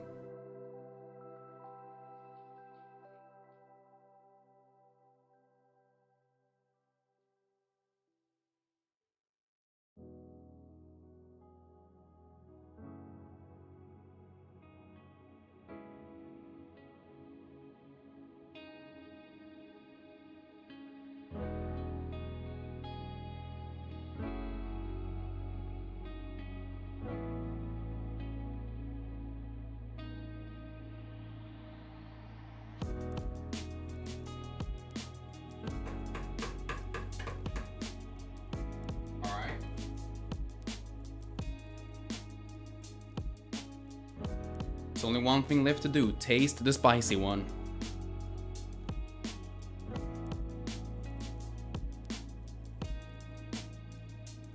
I might put some extra ginger in here as well, because that's gonna make this like super Indian styled, I think.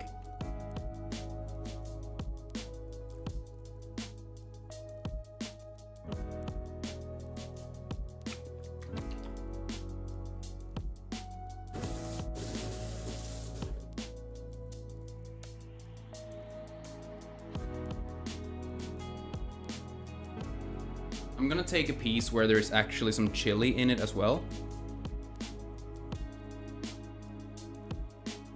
Just because it didn't really taste any spicy.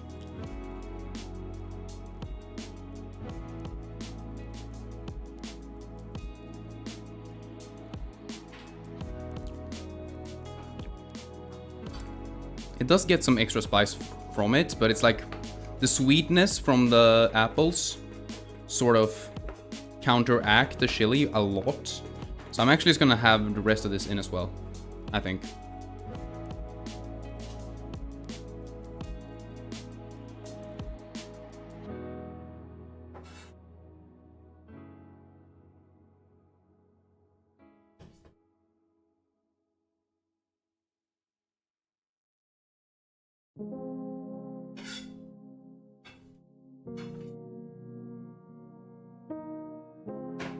But then I'm done.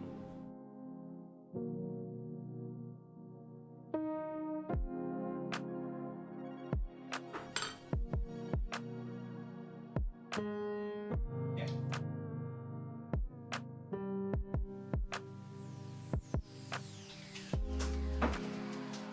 Just the tiniest bit of ginger as well.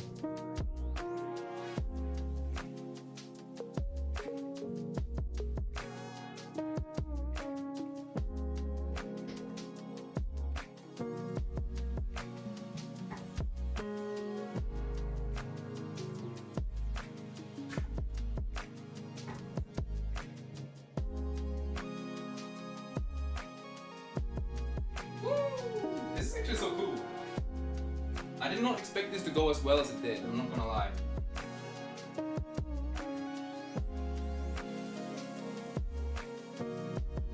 Now I just need to put this into more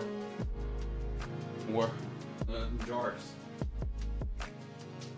Jar Binks, baby.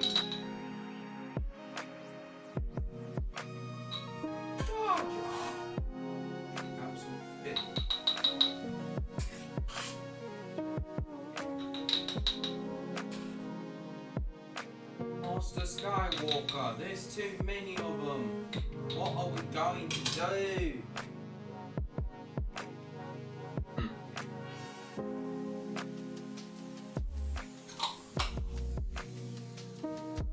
There you are. Another one. I always need to remember. Okay, it's very easy to see because one of them has a bunch of speckles of cinnamon and stuff, while the other one is clear. So it's easy to see the difference.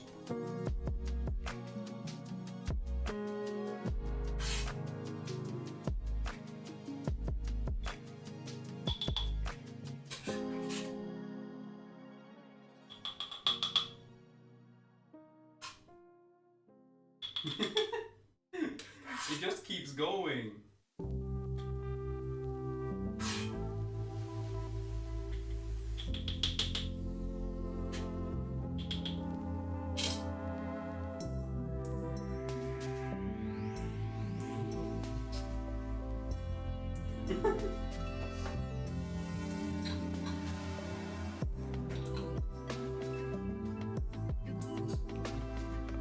It's actually really nice. Like, I love, because it's both sweet and sour, but also spicy. It's like, it's such an amazing flavor profile that I just love, personally. I can understand why someone wouldn't, but to me, it just works. These, you're saying 5 jars, but there are more to come.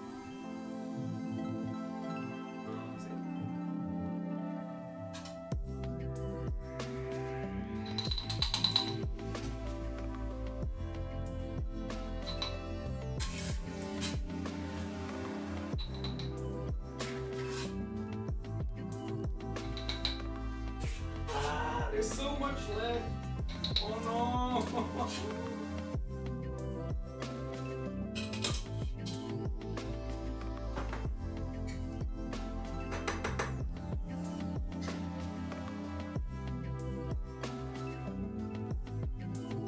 You know, I was invited to a friend's house today, so I'm gonna bring one of these, or one of each, I think.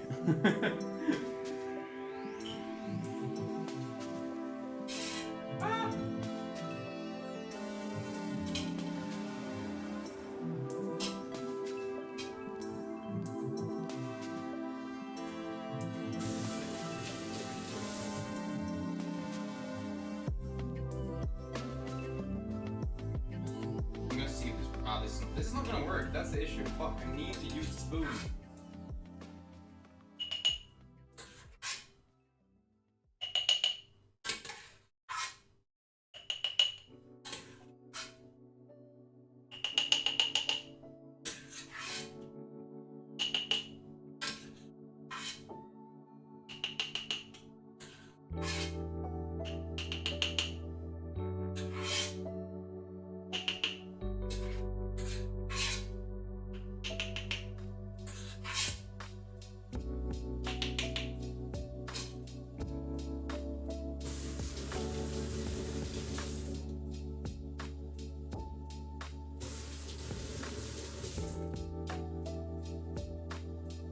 What lid for this?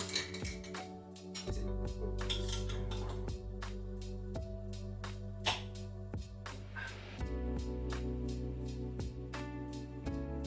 Yeah, I'm for sure gonna have to give some of this away, because holy shit.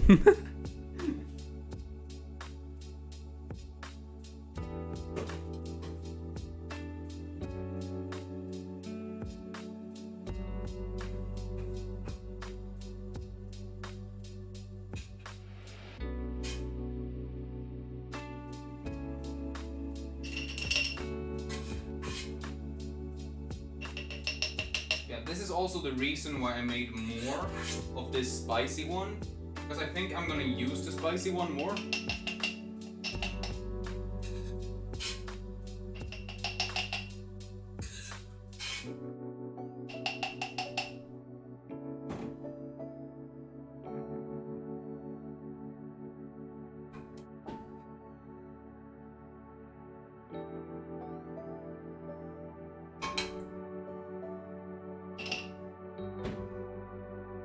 I'm gonna need a spatula for this.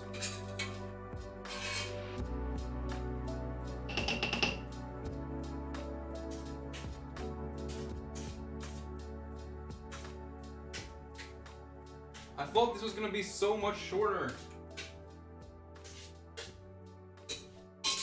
Or quicker, maybe.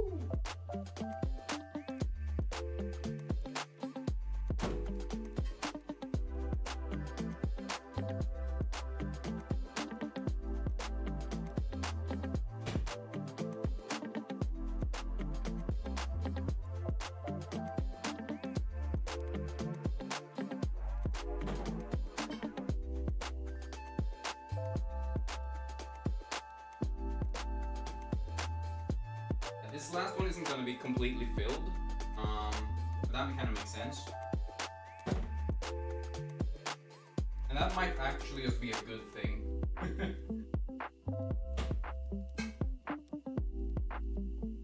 This one was also filled completely, I would have been gone mad, I think. There you go.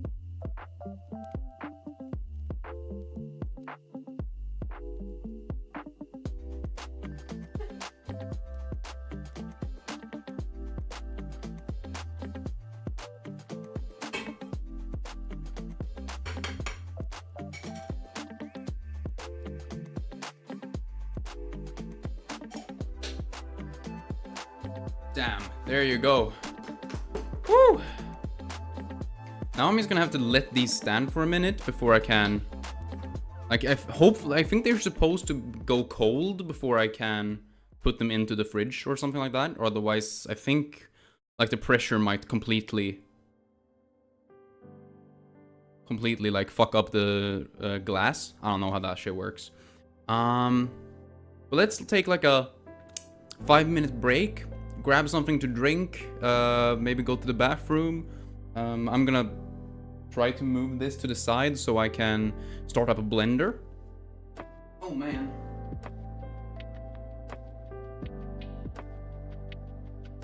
And I will worry about like most of the cleaning afterwards, like doing the dishes. I'm just gonna move things to the side so it's easier.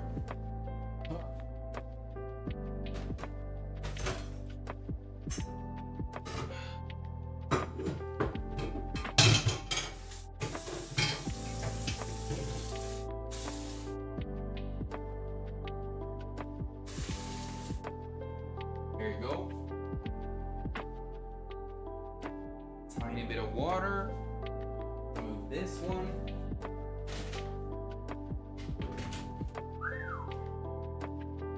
I'm just gonna move the table. I don't know if I should move the jars before I move the table, to be honest.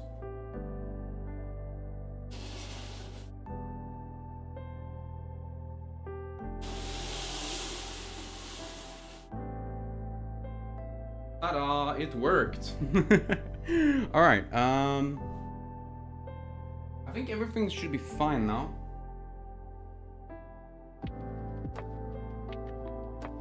Yeah, everything is fine. Huge. We did it. Woo! And it actually was successful. It tasted good. It actually was successful. It tasted good. Let's go. Oh man. I'm just gonna pour myself some water. And set up the blender. I need to set up the stream for it as well.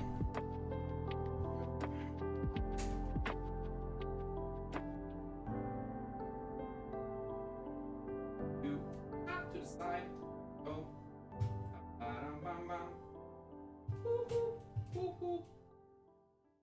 And aim you down.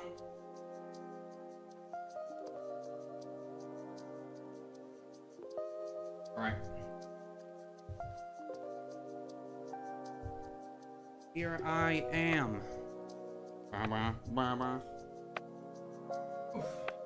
Rock you like a hurricane. Ah. Alright, cool. Cleaning out my fucking bookshelf. Good stuff. Or over that way. I don't know. I think this shouldn't this be good? I don't know. A bit more straight. A bit further down, I think. Still looking way more at my bookcase than at me. You don't want to read my books, do you? You're gonna try and read my books? That's illegal in some states. I've heard. Alright, cool. Let's see. Sweet. Alright, I'm just gonna open up Blender real quick, or at least a version of Blender that I have installed. I know there are probably there's 100% a better version of Blender that I could install, but I just haven't had the energy to do that because I know this one at the moment. I'm also going to... Is it this one? Okay, here. And then we need this, I think. Yeah, there you go. Hell yeah. Sweet. So now we should be basically prepared for everything. There you go. And then a bit smaller. Yeah, I have to set up the vertical stream now as well because I completely forgot I had that. But okay, that should be good. I'm just gonna turn off the lights because it's a bit too bright. It doesn't look great. I'm also gonna add in a nice bounce light here to the side. I want it to be like orange maybe, because Blender is orange and blue though. Why did I take this path? It's probably the worst way I could go. Oh well. Yeah, need to think of a theme as well. So if you have a theme, feel free to tell me.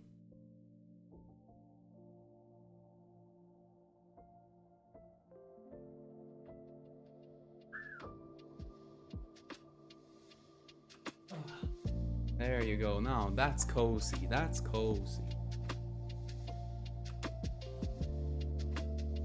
Hey, and the music is actually kind of a vibe. I like it. Cool.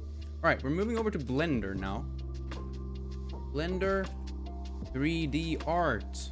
Whee! Let's also change this to art. Make a grave. Oh, okay. Like a grave site, or like the outside of a church. What the fuck is that called? I'm just gonna write a spooky. What is this? A spooky scene. Alright. Graveyard, sure, for sure. I'm also going to do. I'm changing the YouTube stuff as well. Spooky 3D art in Blender, and then we're changing the miniature, the thumbnail, to a cool Blender thumbnail. Because I actually made a cool Blender thumbnail for this specifically. I'm not great at Blender, but like, hopefully people will enjoy it. Guess it's this, huh? There you go. Now everything on YouTube should be correctly set up as well, which is nice.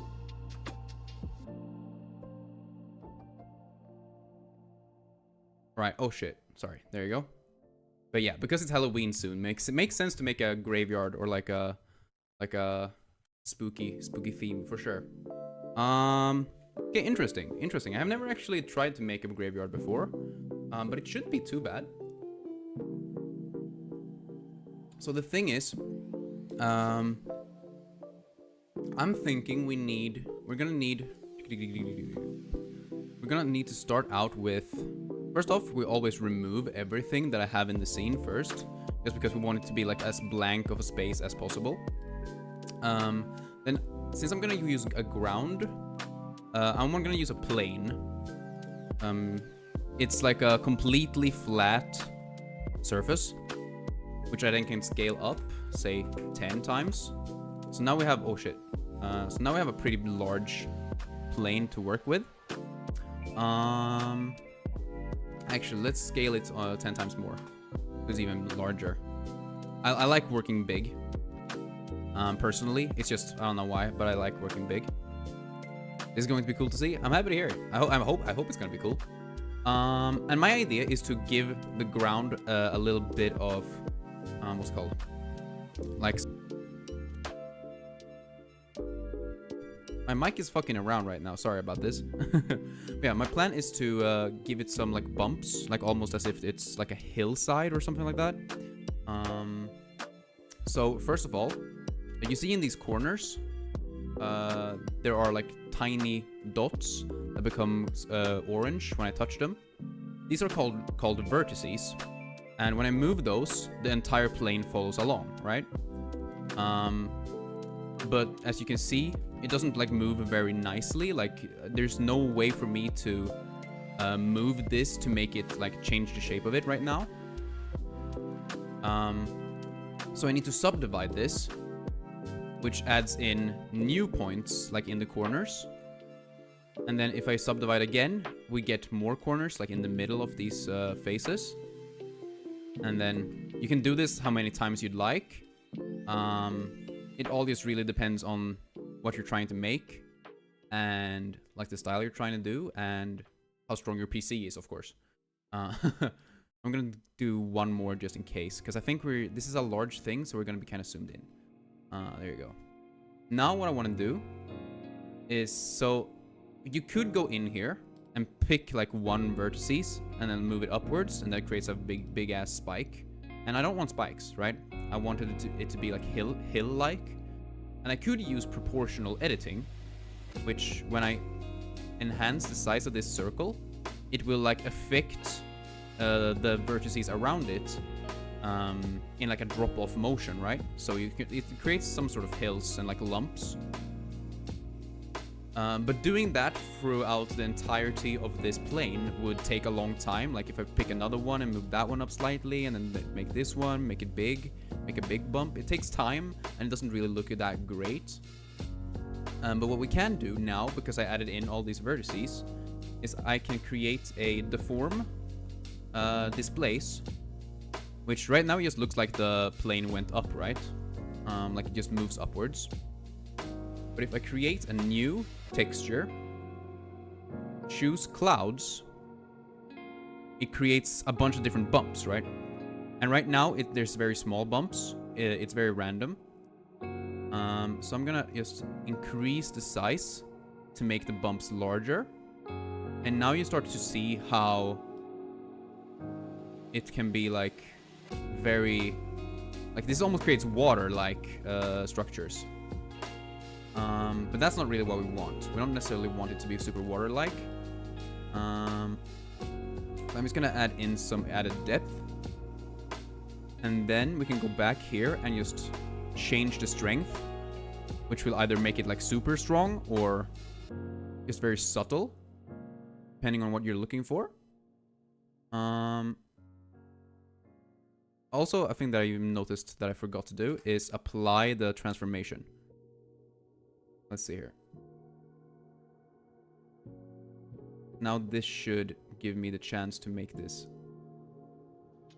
Oh yeah, it doesn't become larger than that. That's how it works. Oh yeah, sorry about that. Here we have the clouds. They're grayscale. I want them to be harder, I think. See, you can play around with these things like a lot.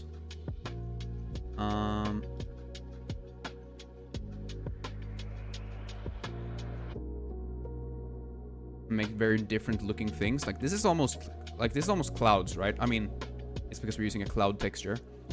Or like this is almost kind of alien looking. Like I see some Zelda-like textures in here. So it always kind of depends on what you're looking for. And like you can make them smaller, you can make them bigger. I like them kind of big right here. It makes sense to me. Although I think I want it to be softer. And I think I would like, can I make this larger?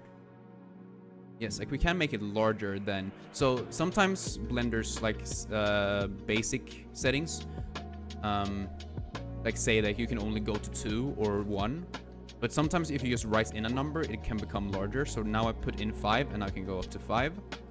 And if I now increase the strength, you will see that it becomes more hillside feeling rather than like before it was a lot of smaller divots. Now it's a bit bigger in general. I'm gonna just change that tiny bit. Yeah, something like this looks kind of cool. I want to look at it from the side, I think, because I think it could be cool to just like put a bunch of gravestones along here, like on top of this, and maybe like one inside this little pit that's right here, while some of them are on top of the more like hilly parts, I guess. Oh yeah, we also want to use shade auto smooth, which will make the entire plane a bit softer. And I guess technically we could give this like subdivisions, but I don't think it's gonna make that big of a difference here actually. Yeah, this makes no difference right now. Sometimes moving them before one another can change things, but yeah, that's it. Basically, this looks smooth anyway, so it doesn't need a subdivision. And once again, we could also use a solidify to make this ground have like a thickness. Because before this, it was just like a flat plane that was deformed. But with this now, I can actually make like a lip, which basically is like grass, or basically is like a ground, I guess. We don't need it, but it's nice to have. Can I make grass? For sure, I could try to make grass. But there are different ways you could make things that look like grass. That's the thing. So the thing with grass in Blender is that, let's see here. You could make fake grass and then just put it all over the thing. Or you could use hair, which is kind of crazy. I kind of like just using hair because it's good enough, at least for the things that I make. So when you use hair, you can see all these like tiny little, well, like just lines, I guess, that are symbolizing hair. And you can increase the amount of hairs. You can change the length of the hairs. You can change how bendy they are and stuff like that. Now, grass doesn't tend to be super bendy, but it can be, of course. So I'm going to also go into children. Give a simple child. And just lower the numbers on both of these to like 22. And then, if I remember correctly, we want the emission to be like 50,000, if that makes sense. See, and now we have basically a grassy field. It currently doesn't have any, it doesn't have like a material yet. So we can make a new material. Change the name to, change the name to grass. And grass is obviously green, because this is, grass is often a darker green. And it doesn't usually, sometimes grass is wet, sometimes grass isn't wet. Hard to tell. But we could use the roughness to make it more wet, a little wet looking, or shiny. It looks shiny, but wet things tend to be shinier. Or we can make it matte so it doesn't reflect as much light, if that makes sense. If we go to this thing here, now you can see that it's green. And if we just put in a camera, let's see if we can do this. Boom. Now the camera is to the view. Move this a bit to the side. Give it a bit of a cooler angle. Like this. Now we could technically render this out. Let's see here. Stream. Blender. We could technically already render this out if we wanted to. But as you can see, it's basically just black because we don't have any lights in.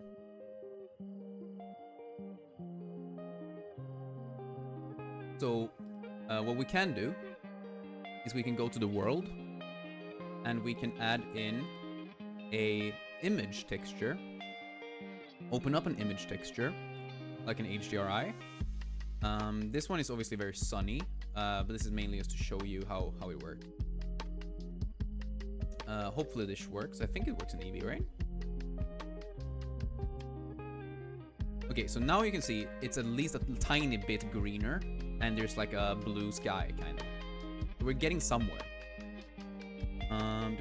If we increase the strength, it'll be even more light. But I think the issue here is that if we look at the world,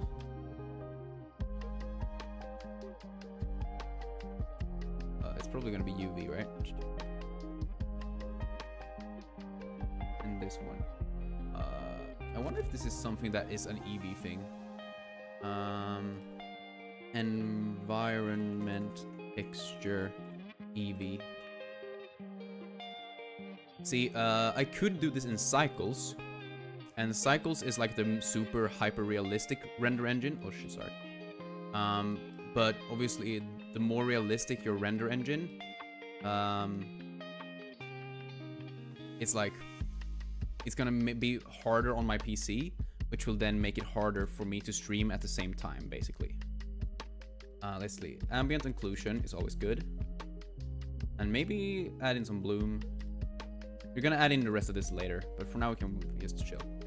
But yeah, I'm gonna do the way that's easiest for my PC, because otherwise, like, the entire stream is gonna lag, which obviously isn't very nice.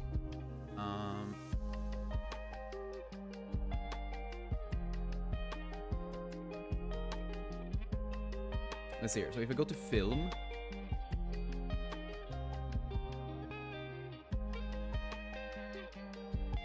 Okay, so this is like an old thing. So this is not true anymore. But in the past, apparently, the render settings would put make the background transparent either way. But now that's different. So see, that's the only issue that I have with Blender in general, is that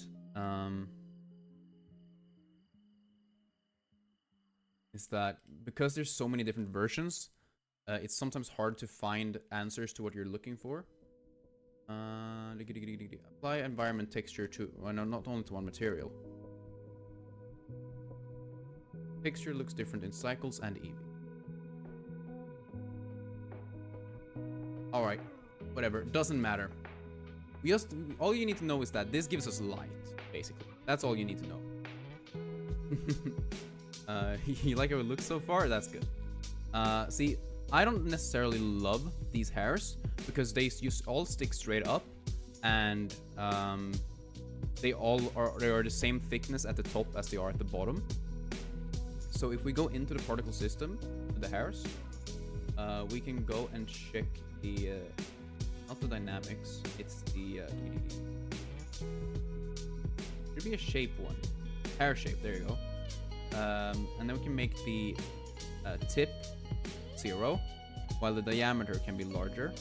Like say, I don't know if 4 makes sense, but like maybe 3. And this should make a difference in the shape.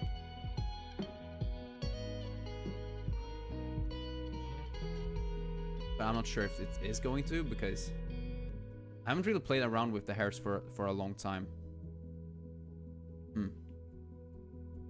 Doesn't really do that much, huh? Weird.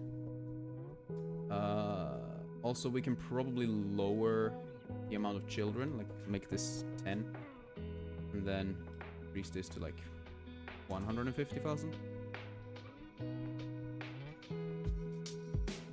See, this is why a lot of people who do this, they randomize size. Yes, please.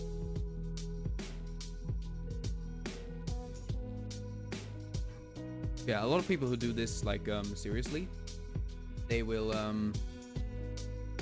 what's it called? They will make, like, a fake grass, blade of grass, and then just distribute that instead of using the hair system.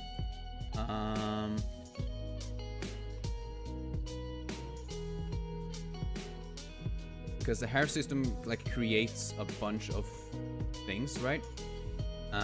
And that's gonna be heavier on your PC, basically. Let's see here.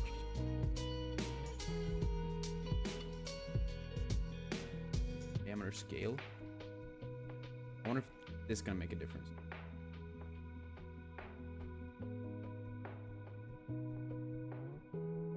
Like, I don't like how all of them goes to the exact same height, which is weird.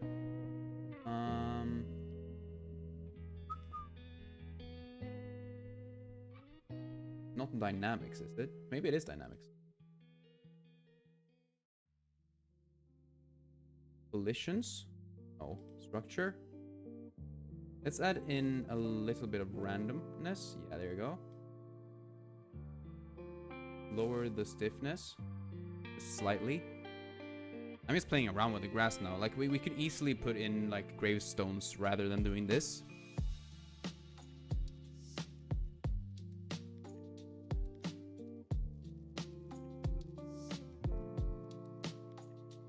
Like, I'm gonna want to do this at some point anyway, right? So why not? Let's add in some brownie. I don't remember. Yeah, like you can see when my camera like starts to lag because I do small changes.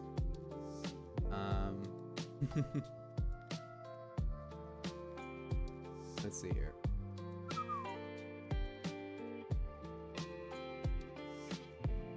Grand shape is 1. And make this 0.5. What happens then?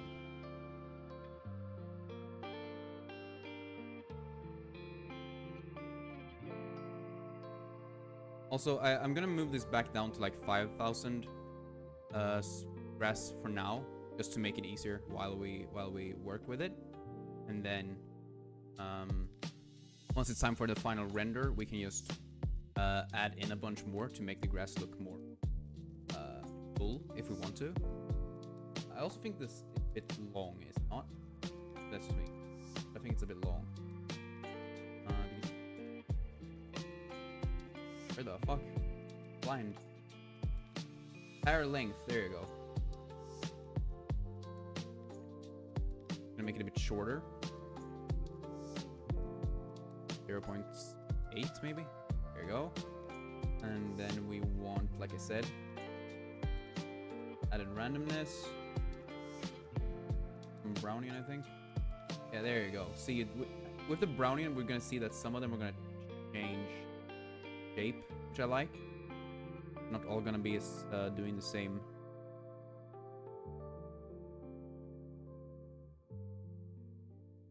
They're not all gonna be like in the same shape or in the same whatever. I really like. I just don't remember if the root does a difference. I don't really see a difference when I try this. Okay, well, at least that kind of looks like grass that's doing something else than just, you know, standing straight up, which I like. Yeah, I am a bit...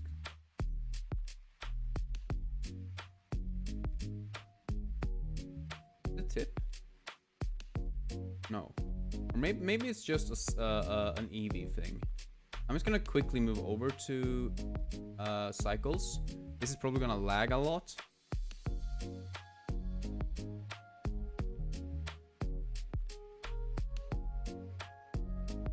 But I kind of just want to see.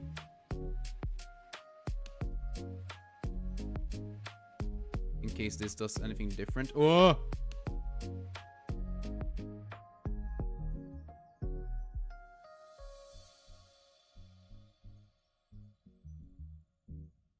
Go. Zoom out a bit. If I can. If Blender doesn't crash.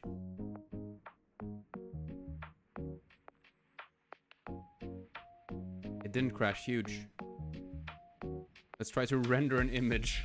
That was insane. It might just be that, so Eevee and Cycles are different render engines, and so they can all like take different information. And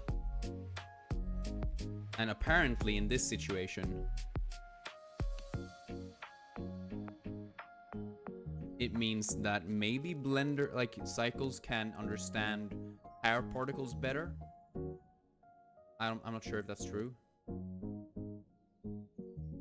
But yeah, it did definitely crash. I'm pretty sure Cycles, yeah. Typical.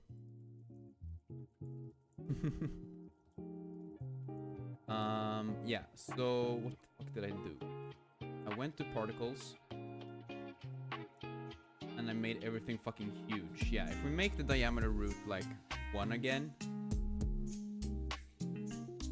and then in children, randomizing size is actually good. I like that. 5.5, yeah. Save this. Everything else saved. Wait, what?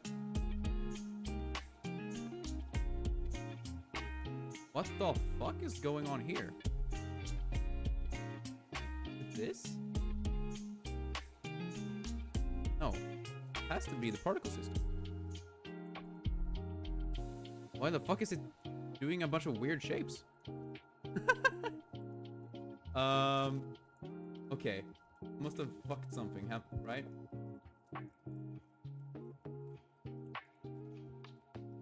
This?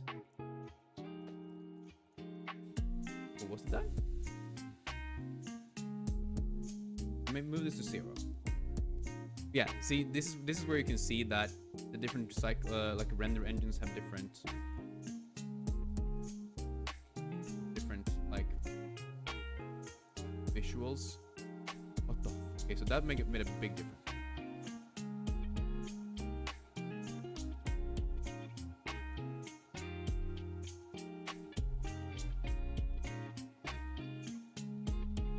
Interesting.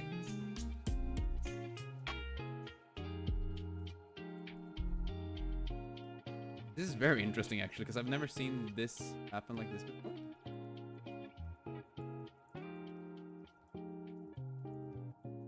Why is it so thick? Like, it's not making hairs at all. It's making something completely different. You can barely even see it as well. Let's just denoise this. Give this fucking 20 max. I mean, it's a pretty cool shape, but it's definitely not what I want. Let's remove this particle system and try again. Back to hairs. We want like 5,000 of them. The hair length needs to be shorter, so let's make it like 2 meters.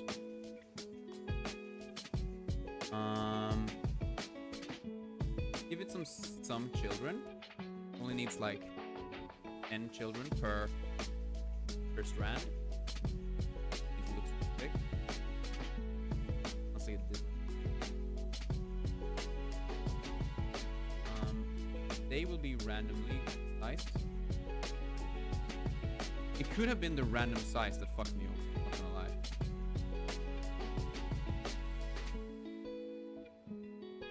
Good.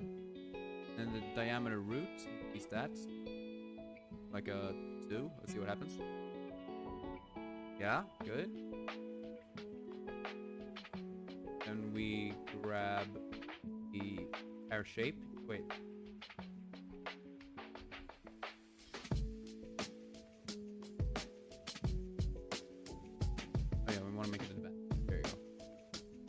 Now we can add in the brownian again. Make it stick out to different ways. Looks like a fucking Dali painting in here.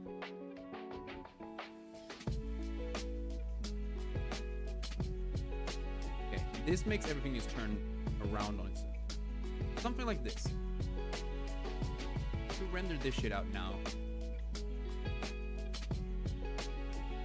It's not quite grass, but I think you get the idea, right? Also because it's cycles can take a bit. There you can see that it has they're thicker at the bottom, they get thinner at the top, and they stick out in a bit of different angles. Kinda cool.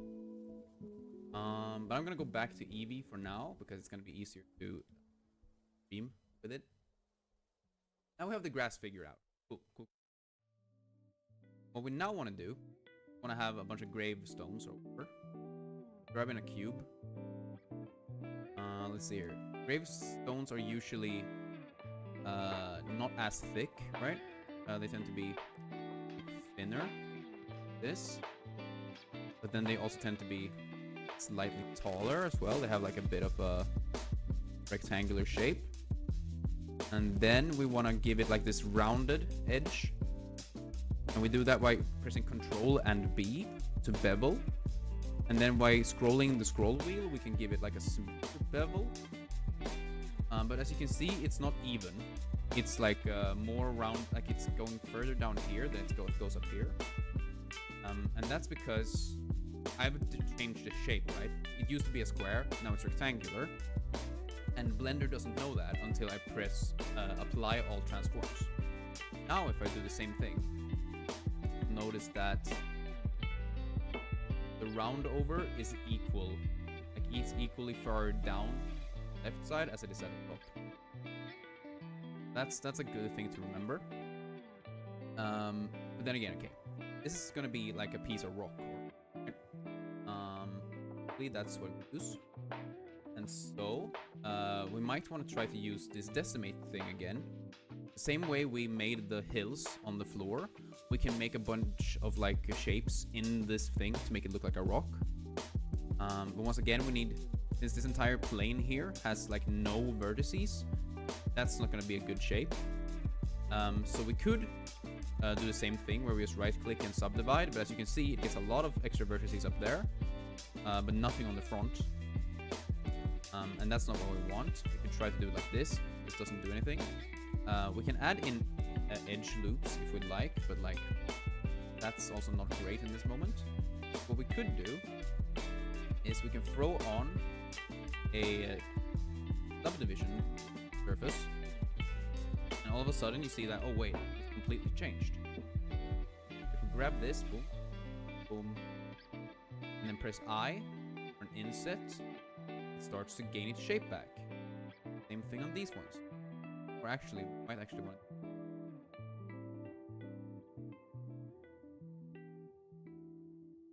Before we do any of this, why is this not doing... That's weird. Before we do the bevel, can I do this before we do the bevel?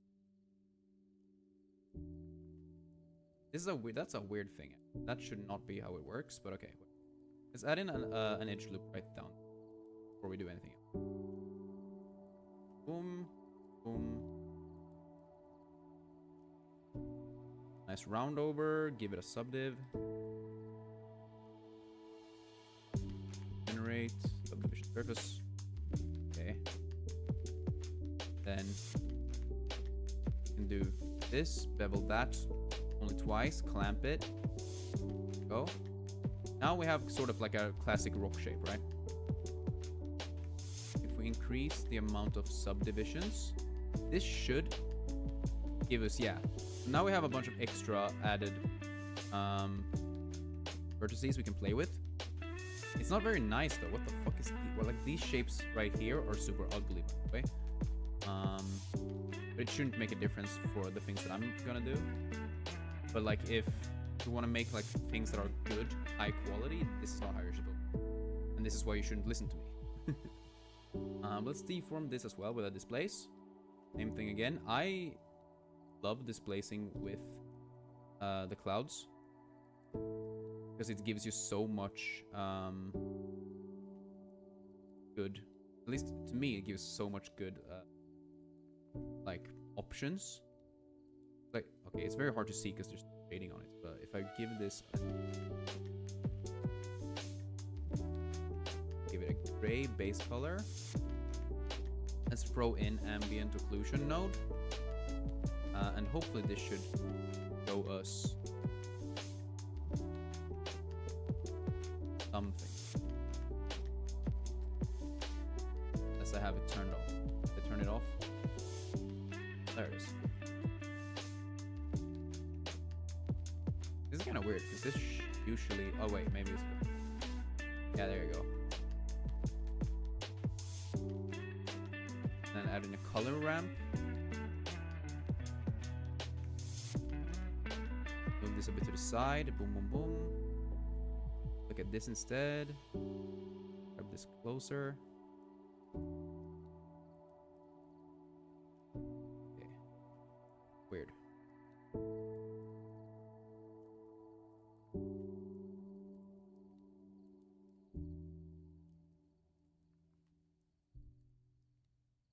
See, sometimes this works, sometimes this doesn't work. I don't know. I tend to have issues with ambient occlusion node. Go to cycles. Does that show up then? Yeah, there you go. Very, very... There. Nice. Okay. See, it should be...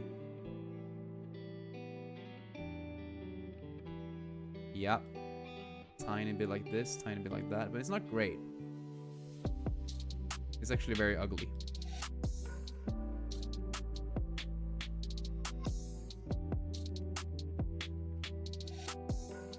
But I guess it's... Okay, I just wanted to try to visualize it, but it's hard right now, I guess, apparently. I'm going back to Eevee. Yeah, I just wanted to try to visualize the fact that this now has like this bumpy texture to it, like it has a bit of this rock style to it or whatever. That was apparently harder than I thought it was going to be. Let's just give it a dark gray color. Rock tends to be kind of rough. Doesn't really reflect that much light. And And then I think there are different ways to like, give this like text if we'd like to. There are some good ways, some bad ways. We could try to do it like this, where we literally just grab the text tool, move it up, rotate it 90 degrees. Give it some thickness. Through, come on, generate, solidify, make it solid, an entire bit like that. Move it forward slightly, down, to the right, because apparently it's not centered. And now in this text one, you'd be able to change the text to say like James. Wait.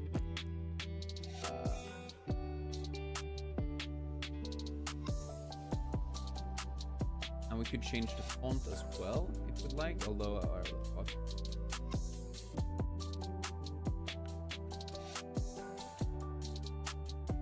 Oh yeah, there you go. See, sometimes this is weird. We usually want like some sort of fancy text, right? Yeah, there you go. That's a good font. Let's see.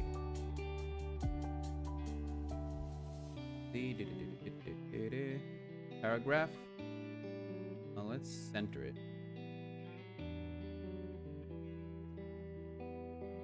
Where the fuck is the text box? Shape. Oh. Is this not where I change the text, or is this just like the name of the text? Weird. I remember there being called.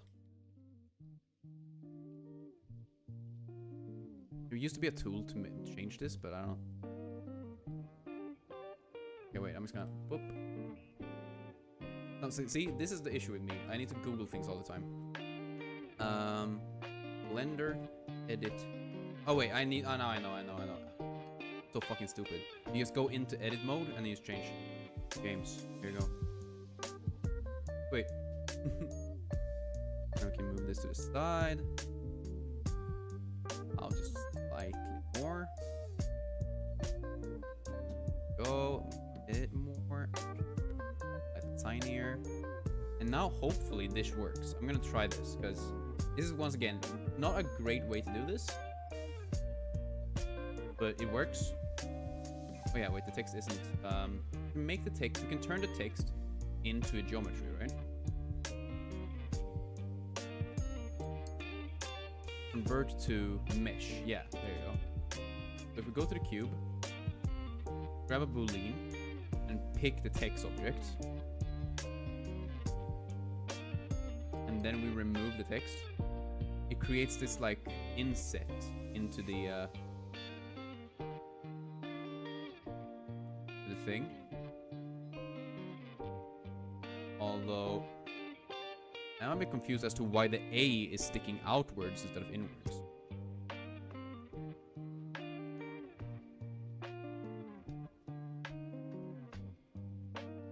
That is a bit confusing to me.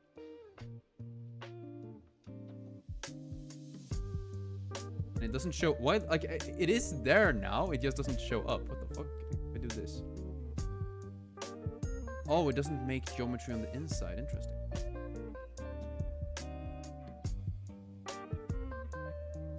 Yeah, I'll make the geometry for it, I guess.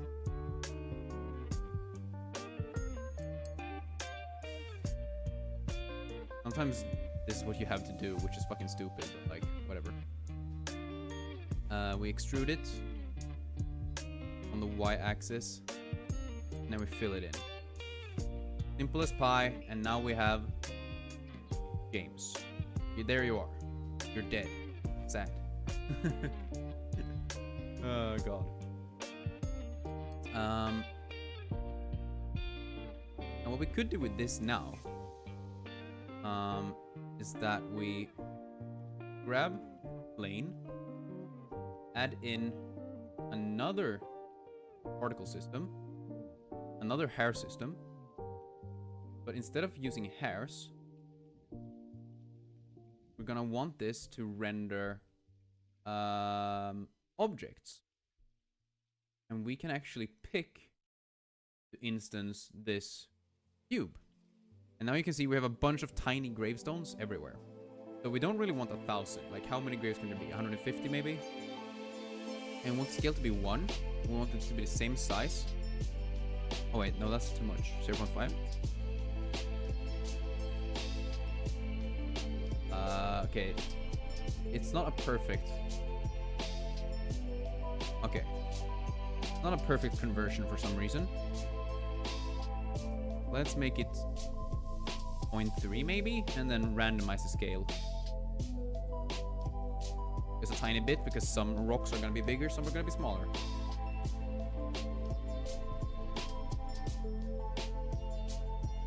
Now, obviously, the main issue here is that these ones are fucking laying down instead of standing up. And so we're gonna want to go to the, where is it?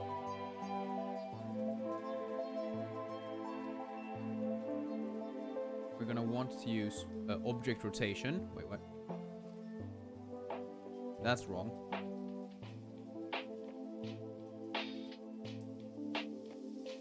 If I do this.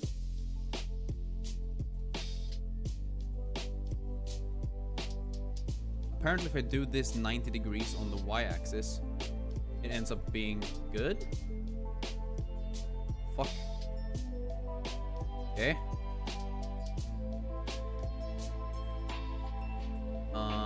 That's weird. Although now all of them are flying for some fucking reason as well. And there's still too many of them, so let's make it 50 instead, just a few of them. And we're gonna probably want to increase the randomness scale. Let's see here. Why are they floating? Can I move them down? Oh, I can't.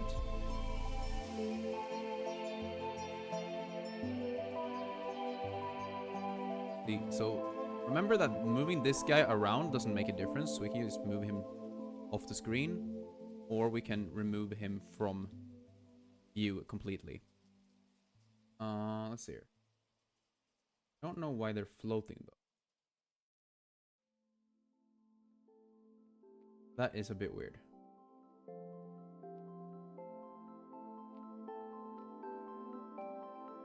Wait, I don't want them to be hairs, do I? I want them to be emitted. It might be that's my issue. Unborn, yeah, there you go.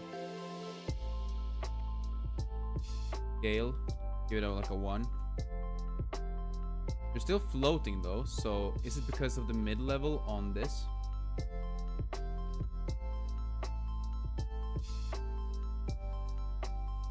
No? Is it because of the hairs? No.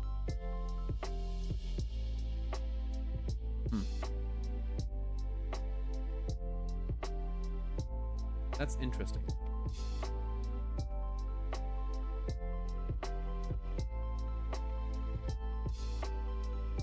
No. Okay. I could make instances real, which then would make all of them physical objects that I can just move down if I wanted to, but there's gotta be a way to do it. Source faces, yes.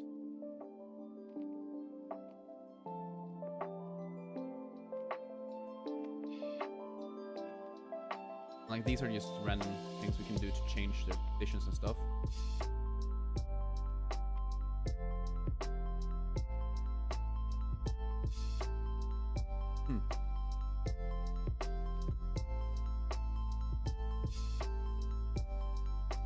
There's gotta be something else here. Or maybe it is just realize them and then grab them and just move them down.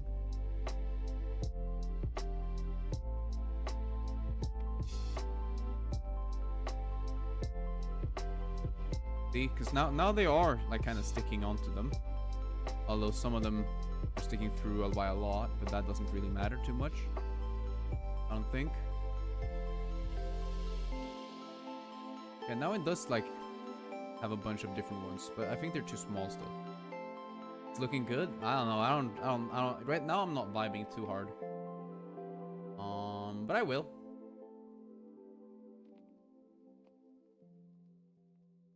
I think I want to make them. Oh yeah, I guess what we could do is just we grab.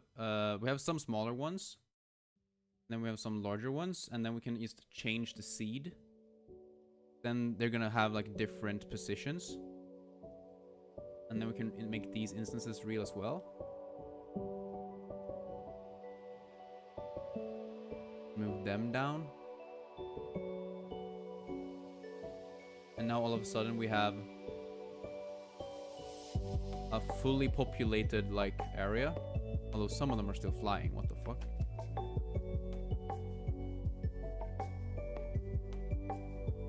Oh, all of the first ones were flying. Oh god.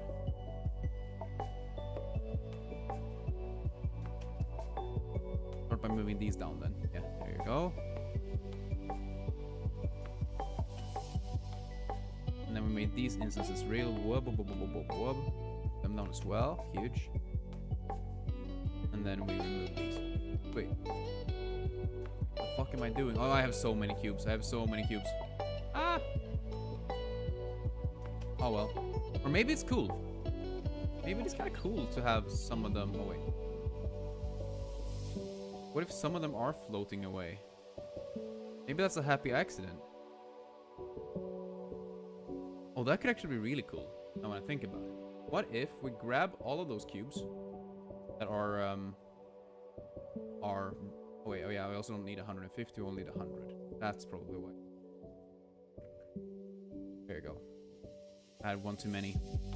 Oh yeah, 50 too many actually. But what we could do here is that we give all of these cubes a physics simulation. Alright. If I remember correctly.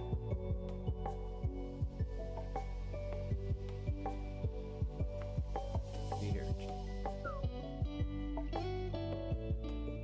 Where we make them... Oh wait, explode could be kind of cool as well. But that's not really what we want.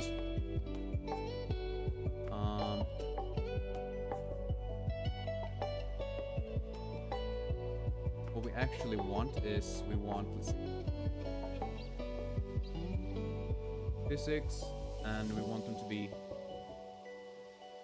be soft bodied.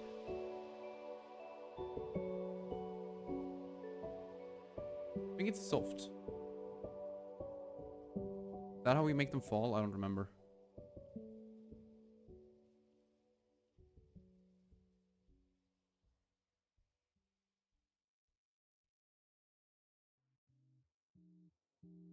Now there's a lot of physics going on at the same time, so it's going to be kind of rough.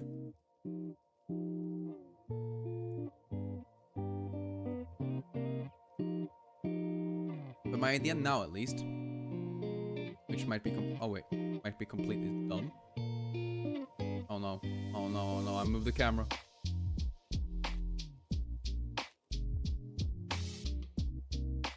There we are.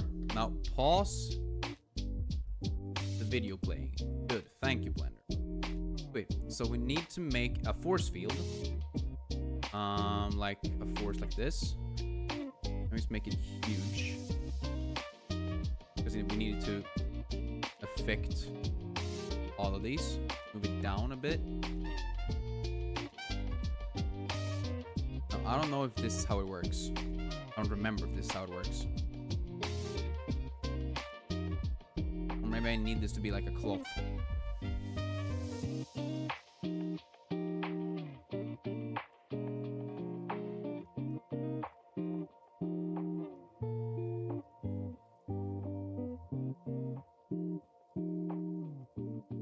What happens if I make all of these cloths?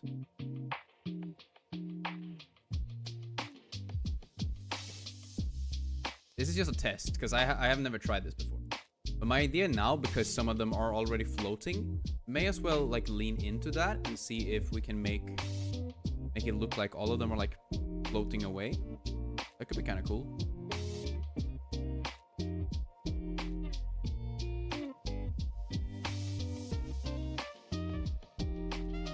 Yeah, this is gonna take some time because down here, I don't know if I can make this maybe a bit bigger. But down here, there's a timeline. And there's a number here that says 10, and that's the frame it's on. And you scroll down a bit. There's a tiny little blue line which shows if it has like it shows if it has rendered that frame basically.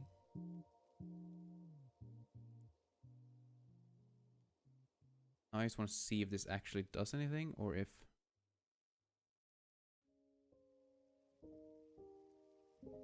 no, this is doing nothing.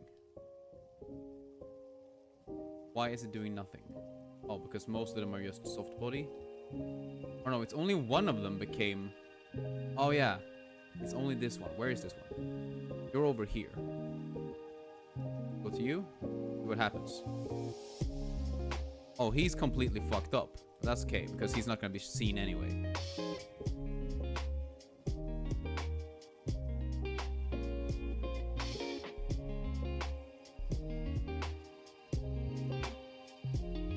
Yeah, okay, this is not what we want though. We don't want it to be cloth. Where's Field?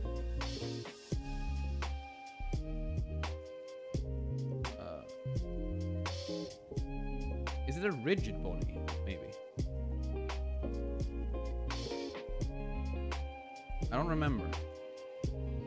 Oh yeah, see, now it's false. Now it falls. Now it falls. Huge. This is actually what I wanted. If I now move you over, over here. Why the fuck can't I move you? Hello? Oh, it's because it's... Okay. There you go. And then we grab this, move you up. That does nothing. It's because your strength is fucking weak. We make this like 20,000. Sometimes you need to use fucking insane numbers. Yeah, there you go. Did you see that? He just fucking flew away. Let's go. Okay, maybe 20,000 is a bit much, but like, if we put 5,000.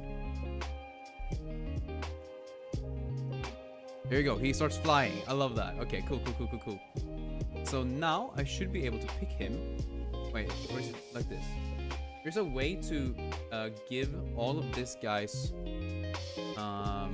his like rigid body. We can give everything else his like thing.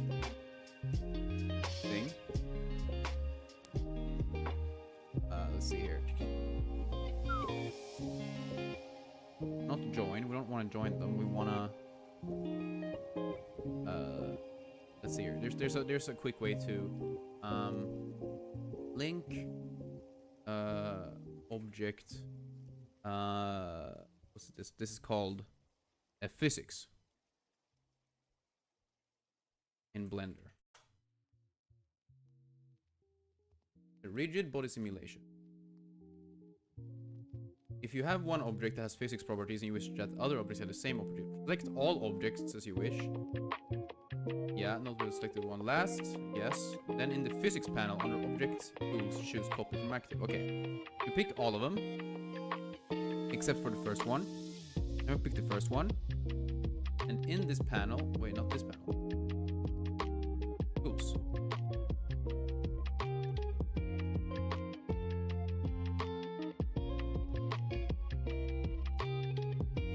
Choose copy from active. Copy from active Blender 4.0.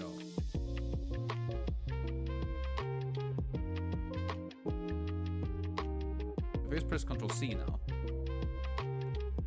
Oh. Where is copy from active? Let's see.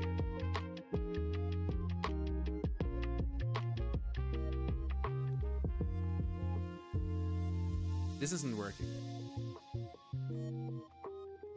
Some say that it's been moved to F3. Copy from active, rigid body, yeah. Now all of them should do this exact same thing. Look at this now. This is gonna be cool. Oh no, it's gonna take some time, I think.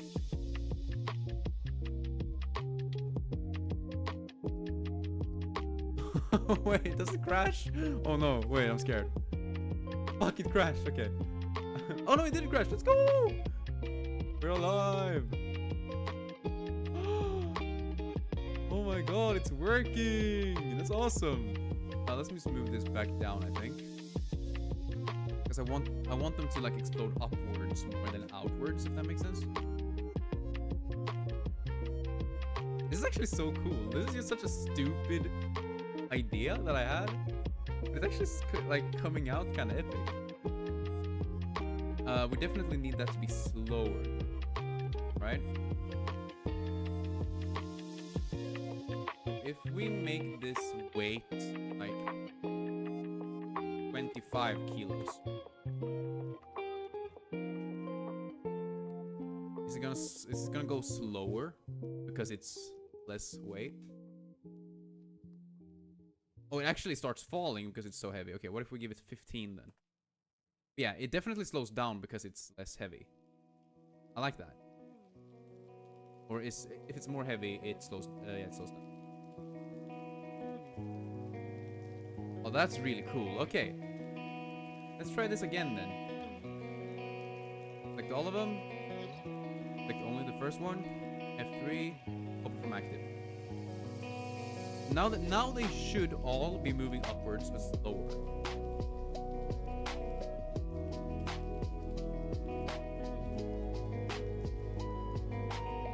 I know, like, this is still... I know it's not super Halloween-y. I mean, I haven't done any pumpkins or anything like that, but, like... I like how... I like the, like... Yeah, it's almost kind of... I feel like it's kind of scary. Like, in the way it's moving, so... Like... I don't know. It moves, like, eerily upwards. Like floating headstones. Is that not scary?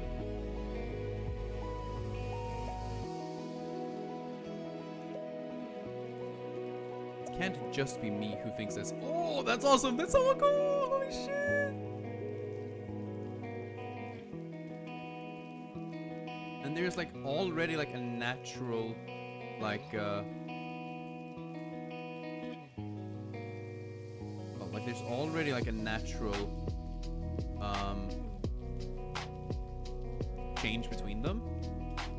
But it would be cool if we could select like if we select all of them. Wait, no, wait, okay. If we select number 2, and just make him weigh 10 kilograms instead of 15. Because now he's gonna be lighter. If we now select everyone else and do a deselect. Or do I need to just select random?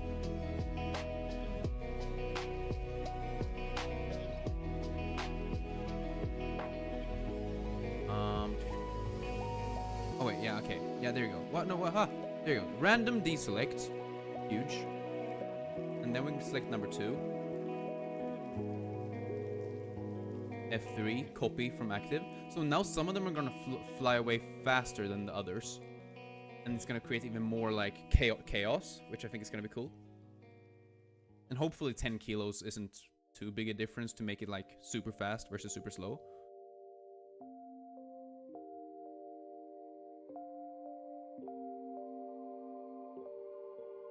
This is gonna be your personal hell after this, by the way, James, just so you know. This is gonna be in your dreams.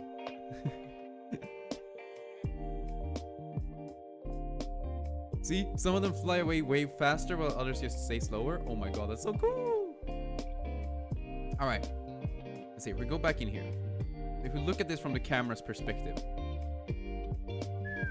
And you know what I'm seeing here? It's a very empty space right here in the camera view. So what if we just make one big pumpkin that's like right there? Make that like the main focus of everything. And a pumpkin is probably just like a ball to begin with. Here, where is the camera? Here is the camera. Wait, why did I bring in a plane? I want a cube. Here you go.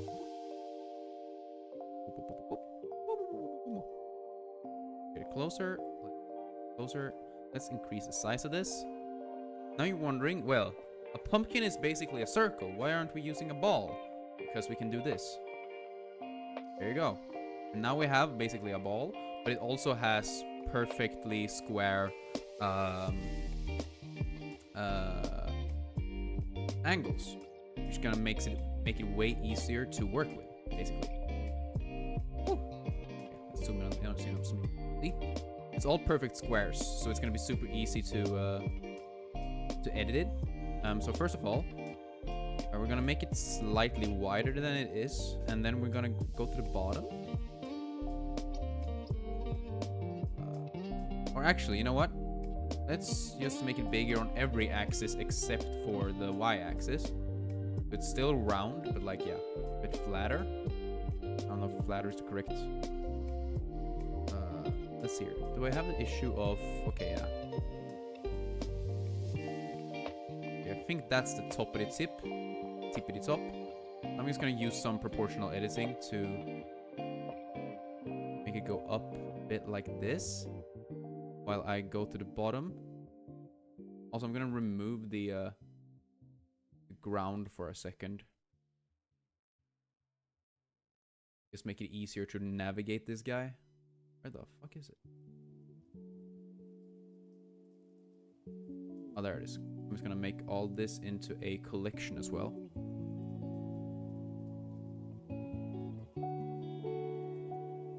There. New collection. Grab this cube. Wait, not this cube. Every other cube goes into this collection. And we're gonna call this stones. And then we grab this plane, remove it, so we can actually see the bottom of this little pumpkin here. Because I kind of want to make the bottom flatter. There you go. Nice, nice, nice. Now we can do something like this, where we... Oh shit, like something. Like it's...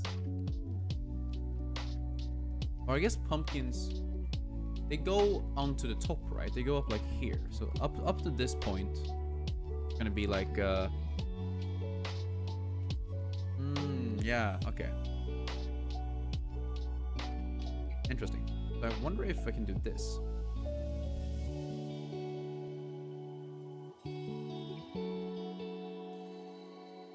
Maybe this is completely wrong. Now I want to think about it.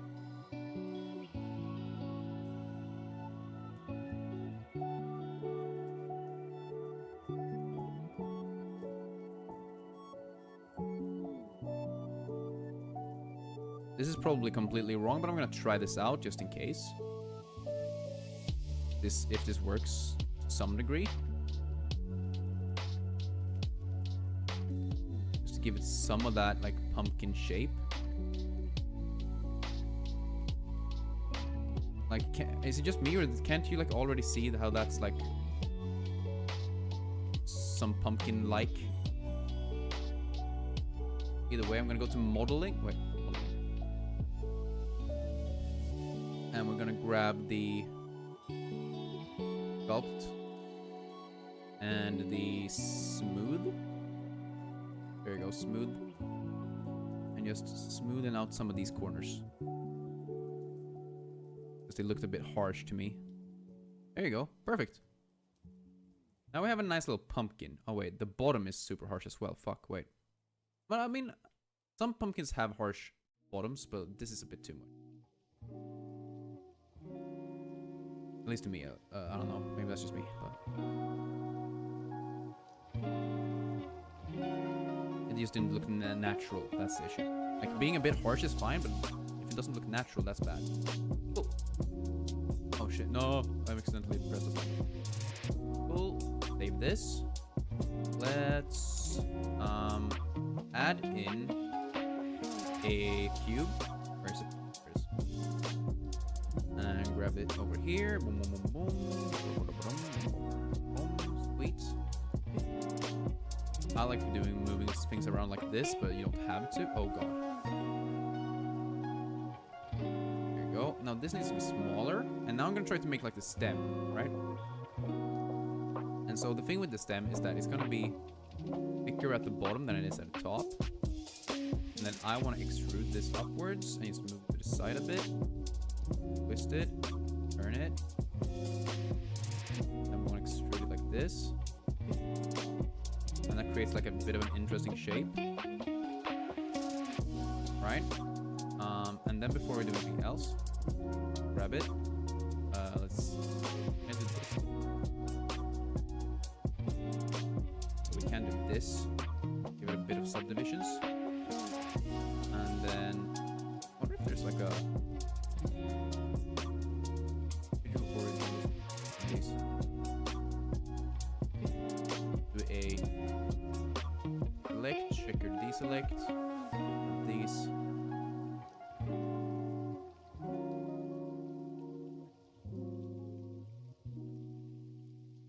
Wait, okay.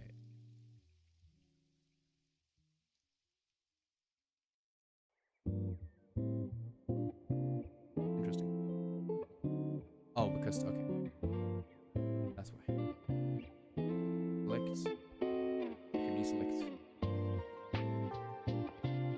Crazy.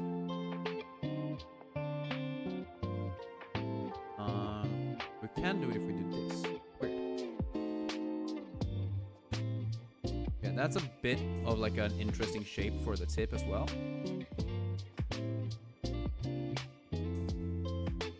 We're gonna want to smooth it out a bit, I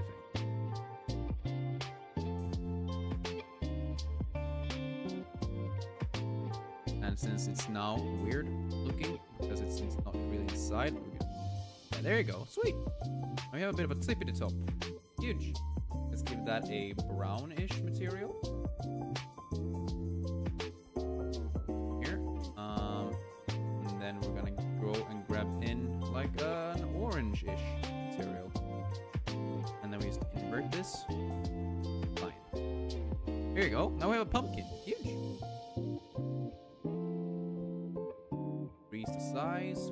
Bring back the plane. Move this background here.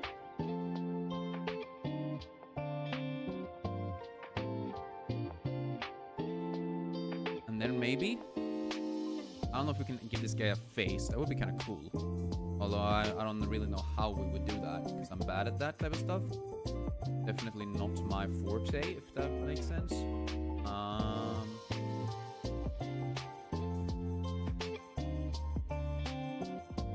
Also, yeah, it's a bit... I think that can be that, but like this one needs to be rougher. I think the stem tends to be a bit rougher. Now, obviously, I'm used to using... thus far, I've also only been using one color for everything, because it's here. But we could, like, add in a bunch of, like, color variation to this, but I'm not going to do that right now, because it's just a fun little stream. It's not necessarily me trying to make the best art piece I've ever done. But I do wonder if I can just, like... If I make this...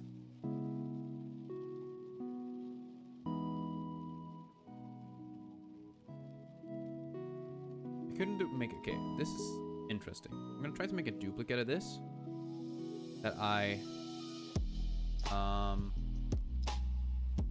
create some sort of shape inside. I'm gonna remove the other one for now.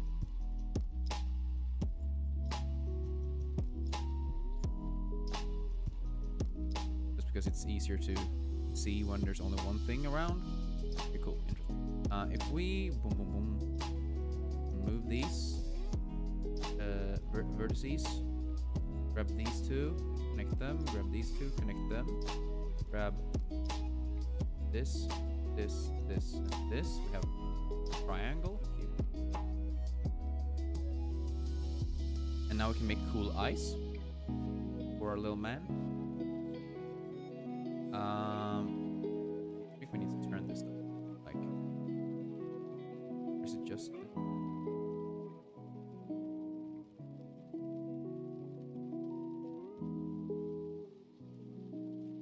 You tend to make like triangular eyes for these guys, right? Don't you? Maybe that's just me.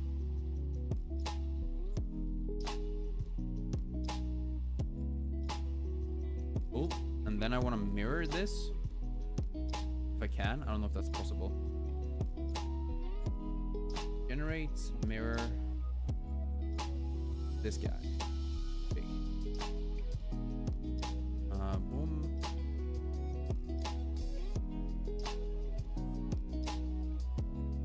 Side further like this. If we then grab the pumpkin, add in a boolean on this one. What happens if I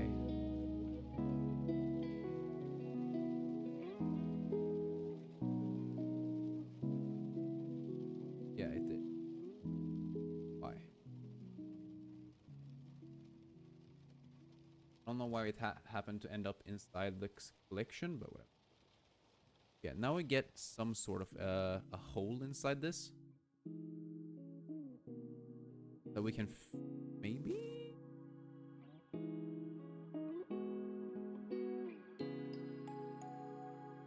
Kind of wanna duplicate this.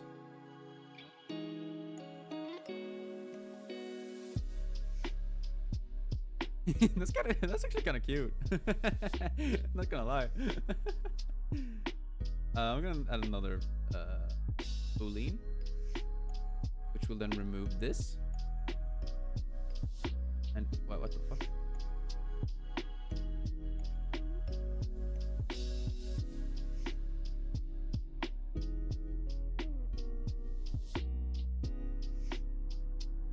Why does it do this? Wait, okay, interesting.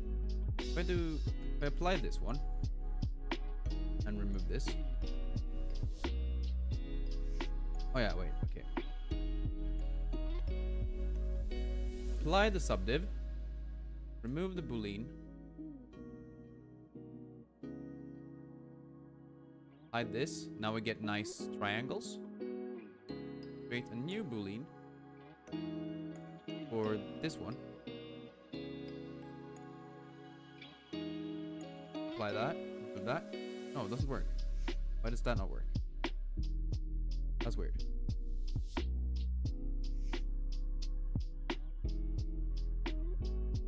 I'm confused. This should not be happening. What?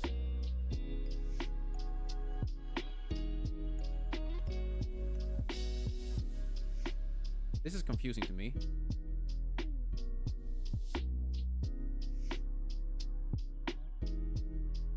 Why does that entire thing just disappear?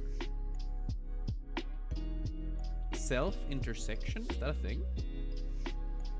If so, what does it do? If I apply this now, then what happens? And that works. Cool. Okay. We grab these faces. And definitely just remove these faces. See, now we have an empty pumpkin, right? But if we then add in a solidify, give this a thickness. Cool. Oh, I wanted to do that. Jesus. Okay, whatever. Generate, solidify. Make it a bit thicker because pumpkins tend to be a bit thicker. Remove, enter, sweet, cool. See, now we have a face. Now we have a pumpkin. And remember, I kept this guy in the beginning. Now we can actually just be. Like, I'm gonna be stupid here. I'm gonna make a stupid decision, which is going to be, first of all, let's remove the stem from it because he doesn't matter. And let's just give this guy a new material that is an emission one, which is like a nice yellow emission. That's gonna glow. Now we grab you. We can maybe give you even some subsurface. I don't know if that works in this. But if we now go to the render... Oh, wait. Sorry.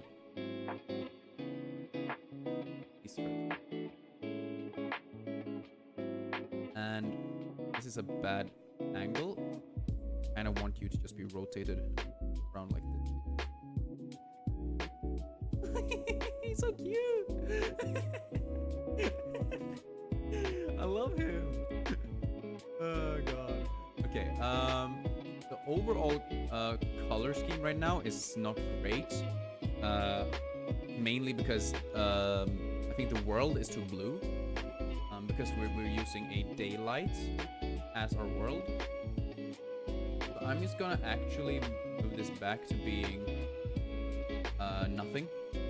Just make this a black background. We render this now. Yeah, that's the only thing that's gonna shine.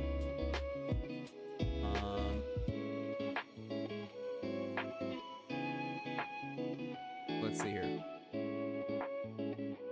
Subsurface scattering could work.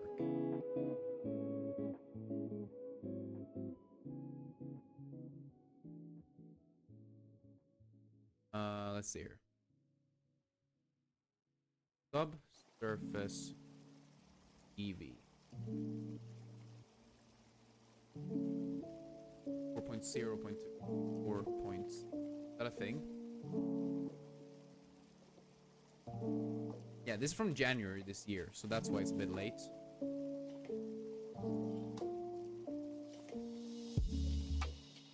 Rendering method to simulate subsurface scattering. Eevee does not support the random walk method. Okay. So it has to be this method. No?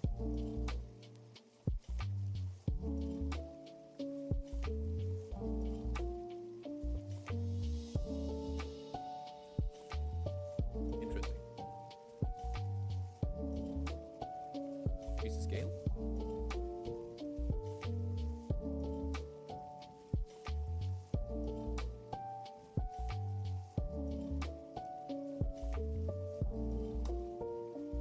Nothing here is funky. But whatever. I'm just gonna not. It is what it is. And yeah, we still need some sort of light for the rest of the scene, right? So I'm going to one thing first.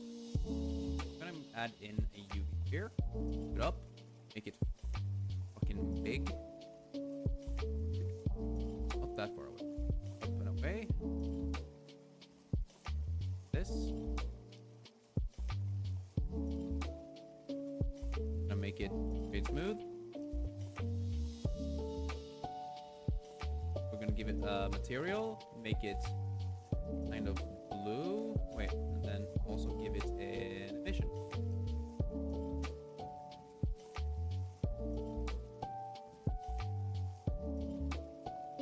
I don't know if this is gonna actually add in any lights. Yeah, it's just gonna do. That's a bit much. A bit too bright. We're gonna need scenes, like some scene lights. So we're gonna wanna have a... I guess a sun could work. Technically, sun works here. As long as we make it not very bright and make it like a dark blue. Let's see if this works. See?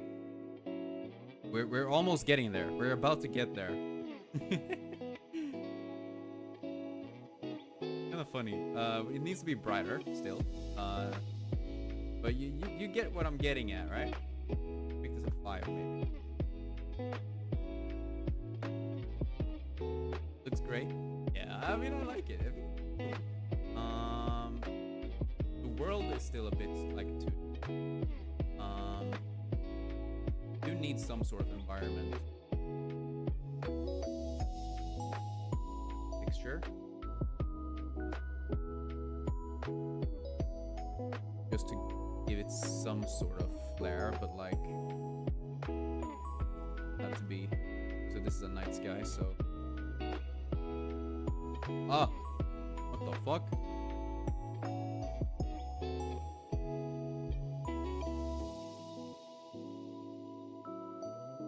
Now it's way too happy. What the fuck is this? Why is it so green? Hello? What the hell? Let's change this to the world.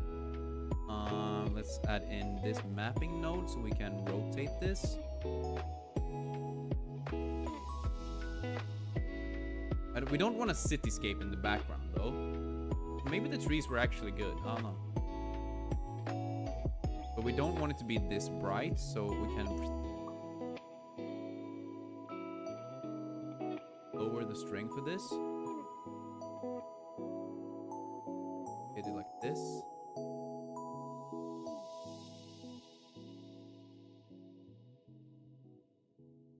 And then it is very like yellowy. I'm going to add in a what is this? Hue saturation. Just change the hue to be cooler. There you go. I think that's kind of cool because now this gives it some extra life in the background. It wasn't there before. Obviously, this ground is still ass because it's the Eevee and not cycles. I guess we could try like to make a proper render in cycles, just one of them. Oh shit! Yeah, I didn't. Here, that's a bit much. Yeah, that's good. That's good. Back to the air particles. Let's probably just remove children.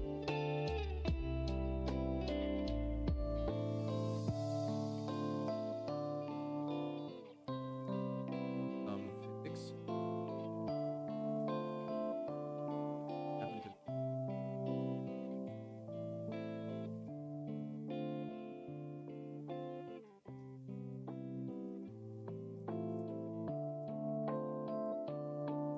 Oh god. 0.02.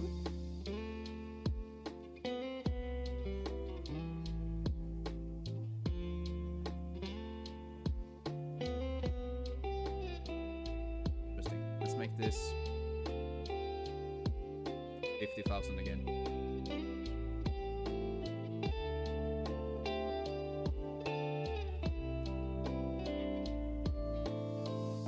Oh.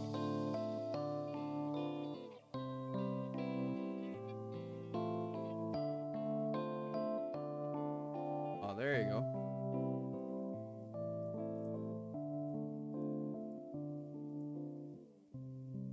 Add in some random.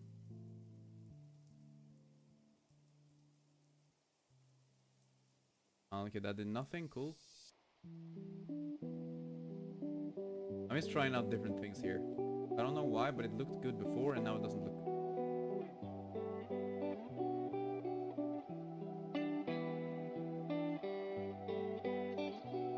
Oh wait, I know why it doesn't look good anymore.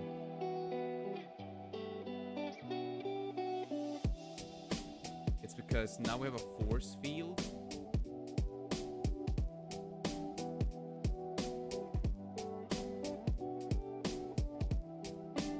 On the bottom. It's gonna make it like stand straight up. So if we make this like 25 kilos. Maybe even more.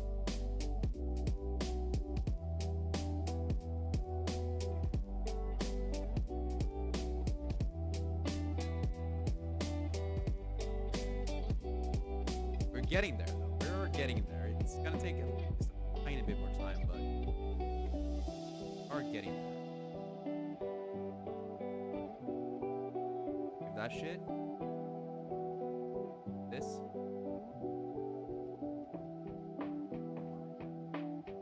Oh, for sure I had that. But I was a G.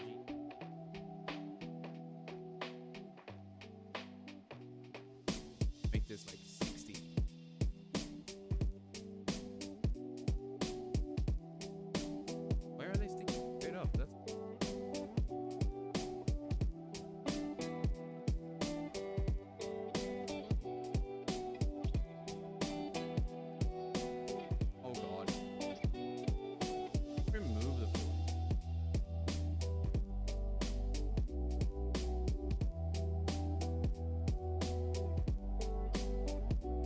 happens now?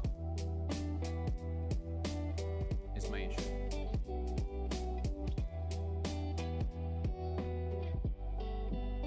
Does the hair still have this weird shape, or does it actually land where? No, it still is 6 straight up. Why the fuck? I solved this before. Why is it round now?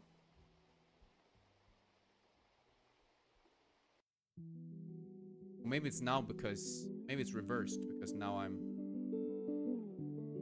Make this a 1 kilogram thing again. These things are hard because I don't know all of this.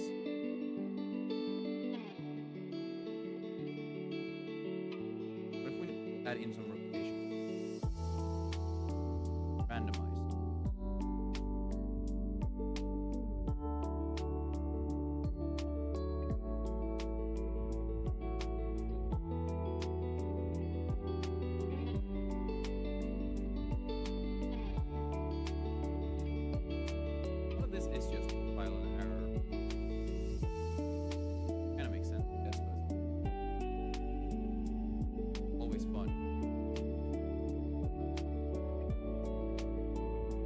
These grass straws almost look better now.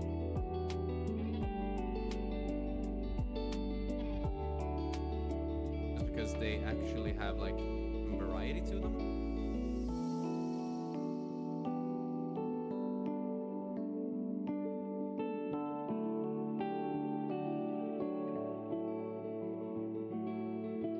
Please don't crash. It didn't crash, it just went down. It?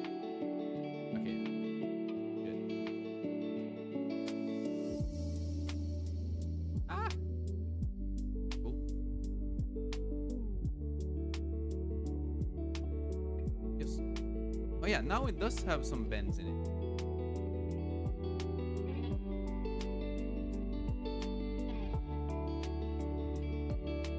I think I also, but grass has always been too big, I think. Maybe that's just me. I think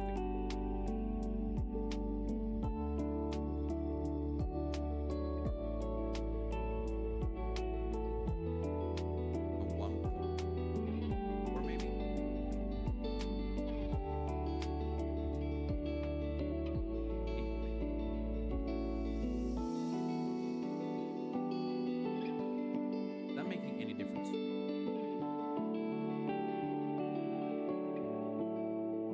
Ah, okay, you know, difference if I'm at the beginning again. Oh, that's there. Ah, so maybe that's why I haven't differences. Haven't been at.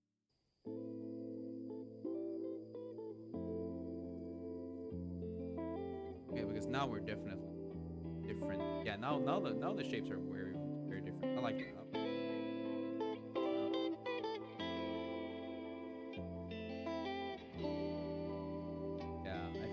I need to increase the amount of them. There you go. That's grass. That's grass. That's grass. Cool, okay. Now I understand what I need to do.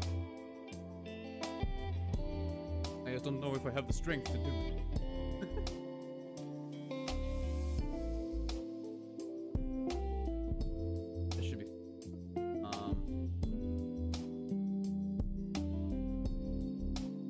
So we bring back the force, go back to the 0 frame, go into the hair, make the size 1.4, a bit shorter, increase the Brownian,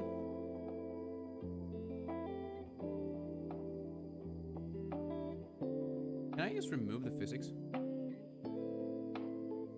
Why does it need physics to show up? That's weird. What if I use voids? What does that mean? Ah! It's dark. It also does nothing.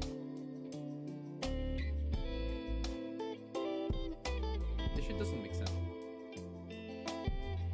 What if we cut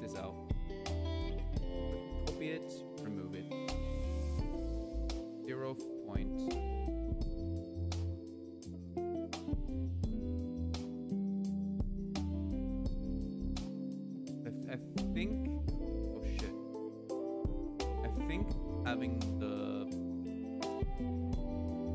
like the force field makes it stand up. I don't know why I think that is, but...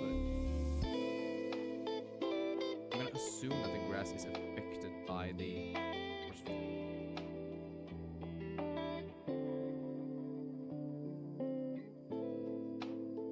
Because it's using physics.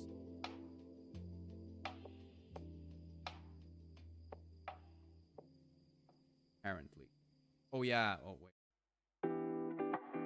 I just realized I had it on weight 60. Although this is kind of cool.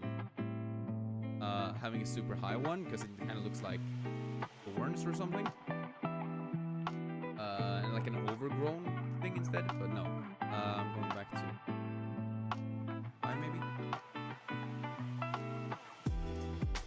Yeah, and then we make 150 instead of just 50. Huge. And now if we go here, we can go to mesh. And then we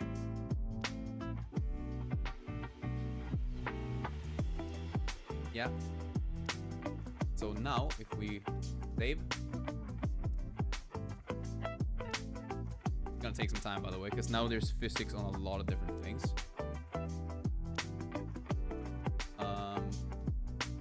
Oh yeah. Should have removed the particles, because now there's 150,000 pieces of grass being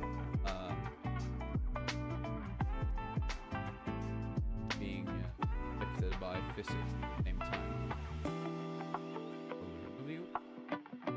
There you go, nice. Wait, what?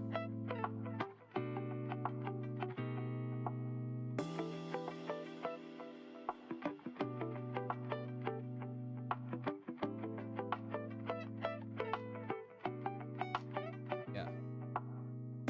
This is what I wanted, right? We only need this. We only need like the first 60 frames or so.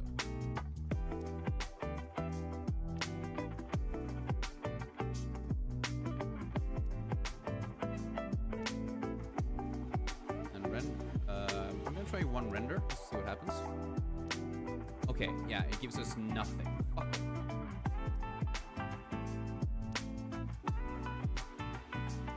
Where is the grass? Right here.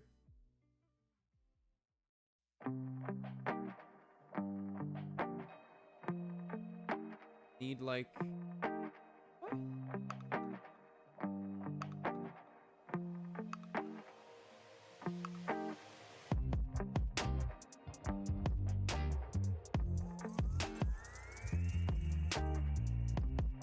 So if we render it now, no, it just doesn't show up. Why the fuck does it not show up?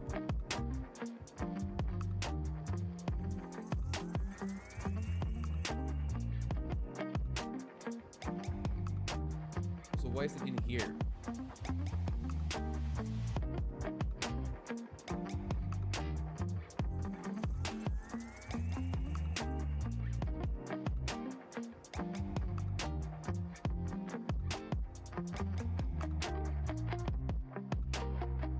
Now I'm just trying to solve why the fuck it's doing this stupid shit. Not working at all. Apply the thing. Oh. Are these all curves? I think all of these are curves. Because they don't have any thickness. If that makes sense.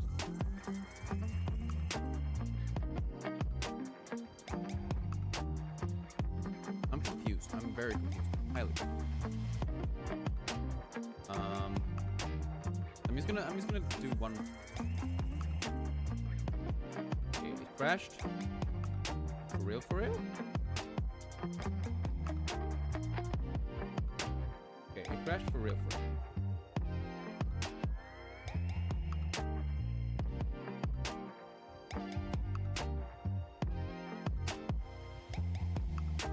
I'm trying to understand kind of what the fuck is going on.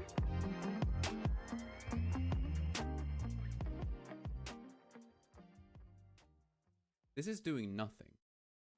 And these aren't even...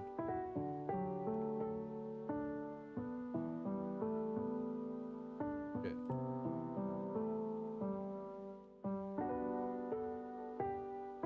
Because there is like thin threads. They're doing nothing. Like it's actually doing nothing.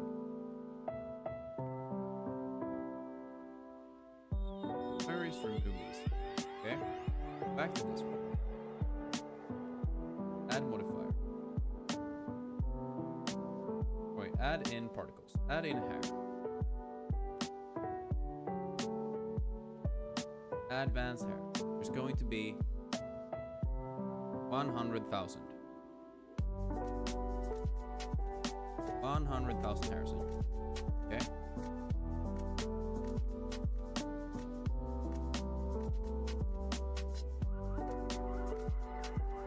Why the fuck is none of it showing up? It worked like 2 seconds ago. Huh?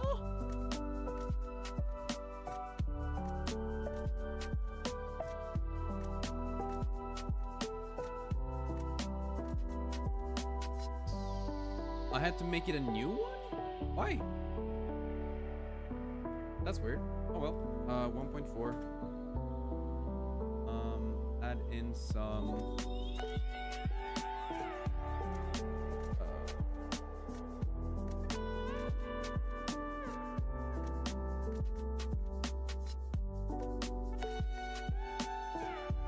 else? Dynamics?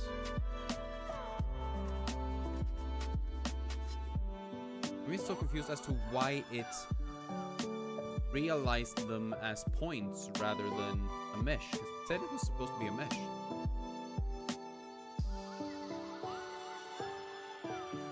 But I guess I'm just a bit confused. Like I said, I'm not great at this.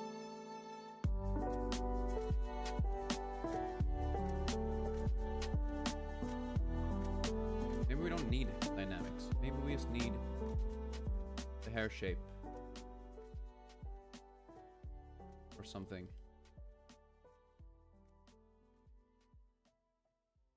And then add in the brownian. 0.4.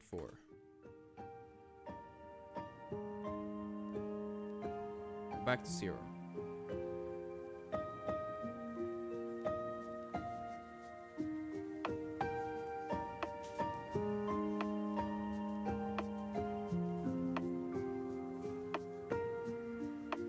And the force field is still fucking with it, isn't it? See, that's the issue. I don't understand why the force field is fucking with it so hard.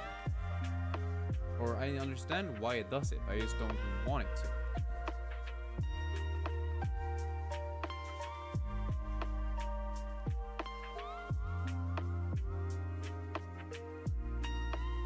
Grab the force field. Over here. Just fucking get rid of it. Move it far away into the distance so it doesn't have an effect on us. Can I do that?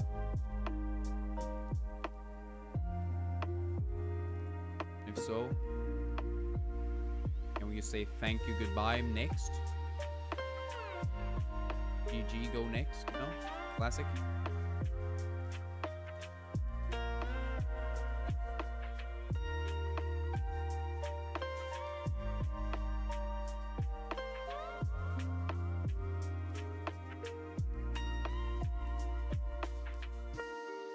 I'm working so hard on this fucking hair thing that it doesn't make sense. I think I'm just gonna remove the force again.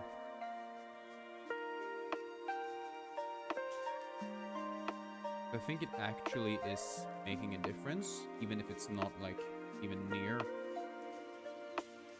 the things.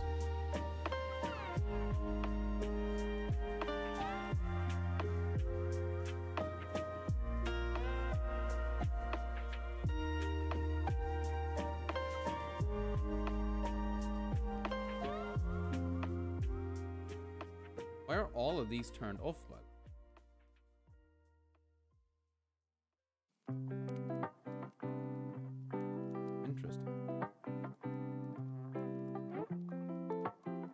gonna turn all of these back on, I think, just because it makes no sense for all of them to be off like this, because then they're not gonna show up in the render. Weird. I don't even know how this happened. How the hell did all of these end up turned off? I never pressed a button to do this, did I? Must have, but like, I don't remember it. Lucky there's good music to have in the background, huh? I'm not super entertaining right now. I don't feel like. I'm just fucking bug fixed.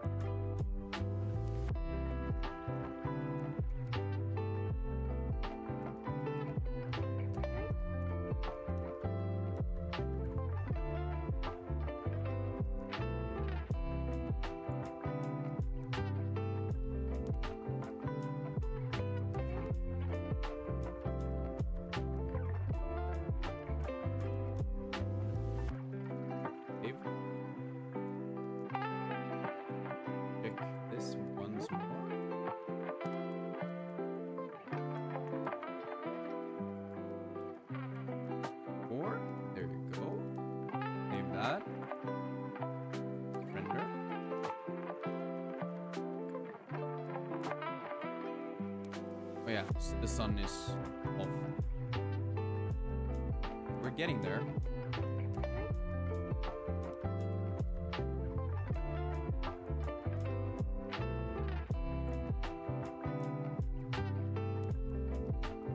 Try one more render.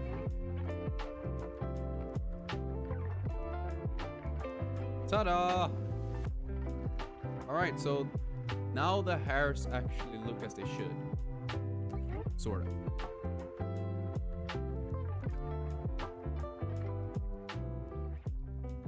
I mean, it's obvious that it's not grass, but like, it's as good as I can do it right now.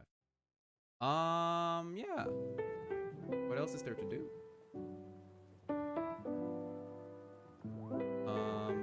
I guess I could. First of all, I can make this moon be brighter now because it's I'm rendering in cycles.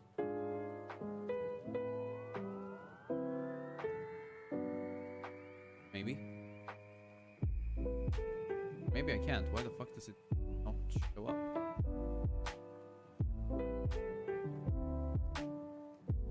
Interesting. Or maybe it's just that it's so far away that it just doesn't... The light doesn't actually impact. Do I not have like blue?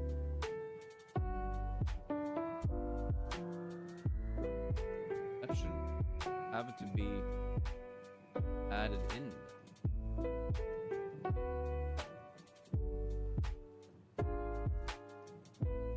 That's a bit weird.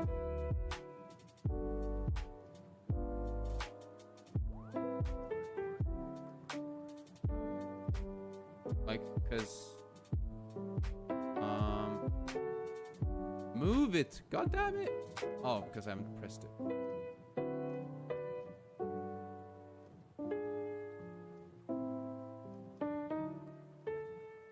I guess it's just surprising to me that it doesn't have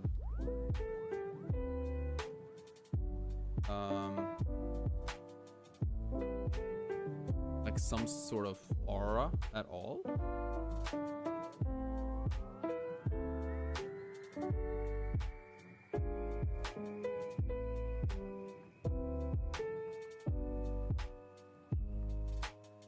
Why the cycle bloom effect is only present in Eevee? Cycles need to use the compositor. Oh, okay, yeah. That's what it is.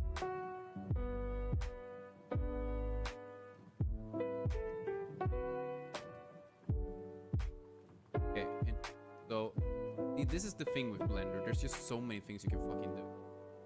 Blue. Okay.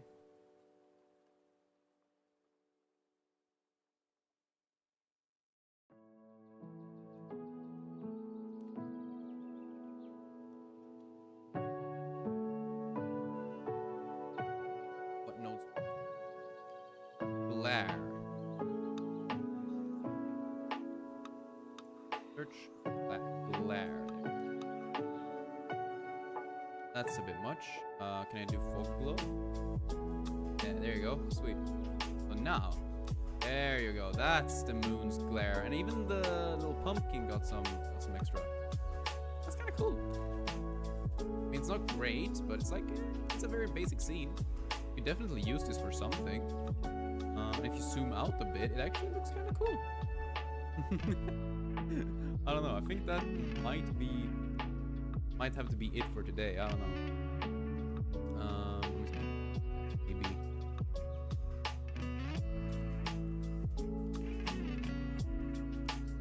Shit. I need to make a viewer. Sorry. Now I can look at it. Sort of.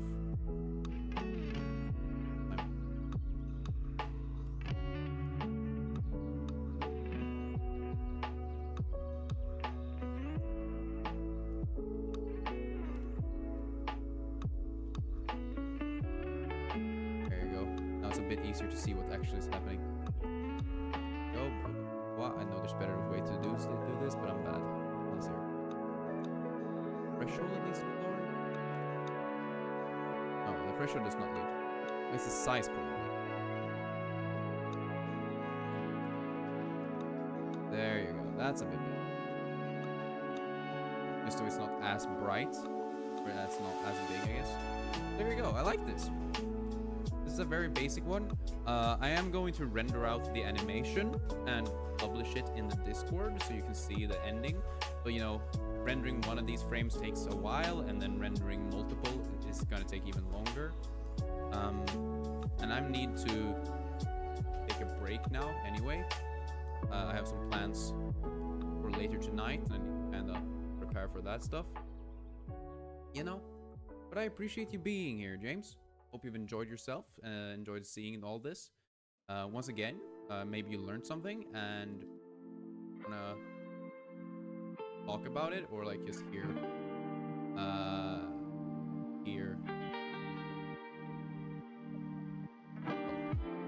If you want some tips or ideas or whatever, then feel free to ask about it.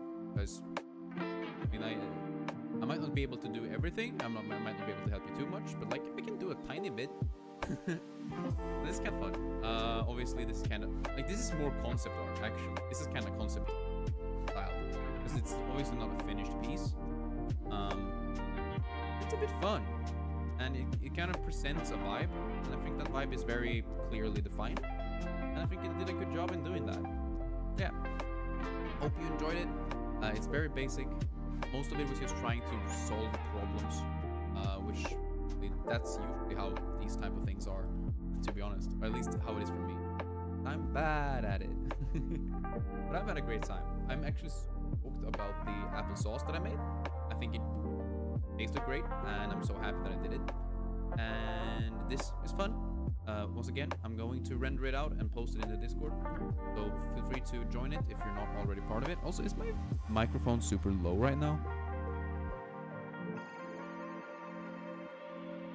I don't know. I feel like it's not boosted as much as it should. Oh well, whatever.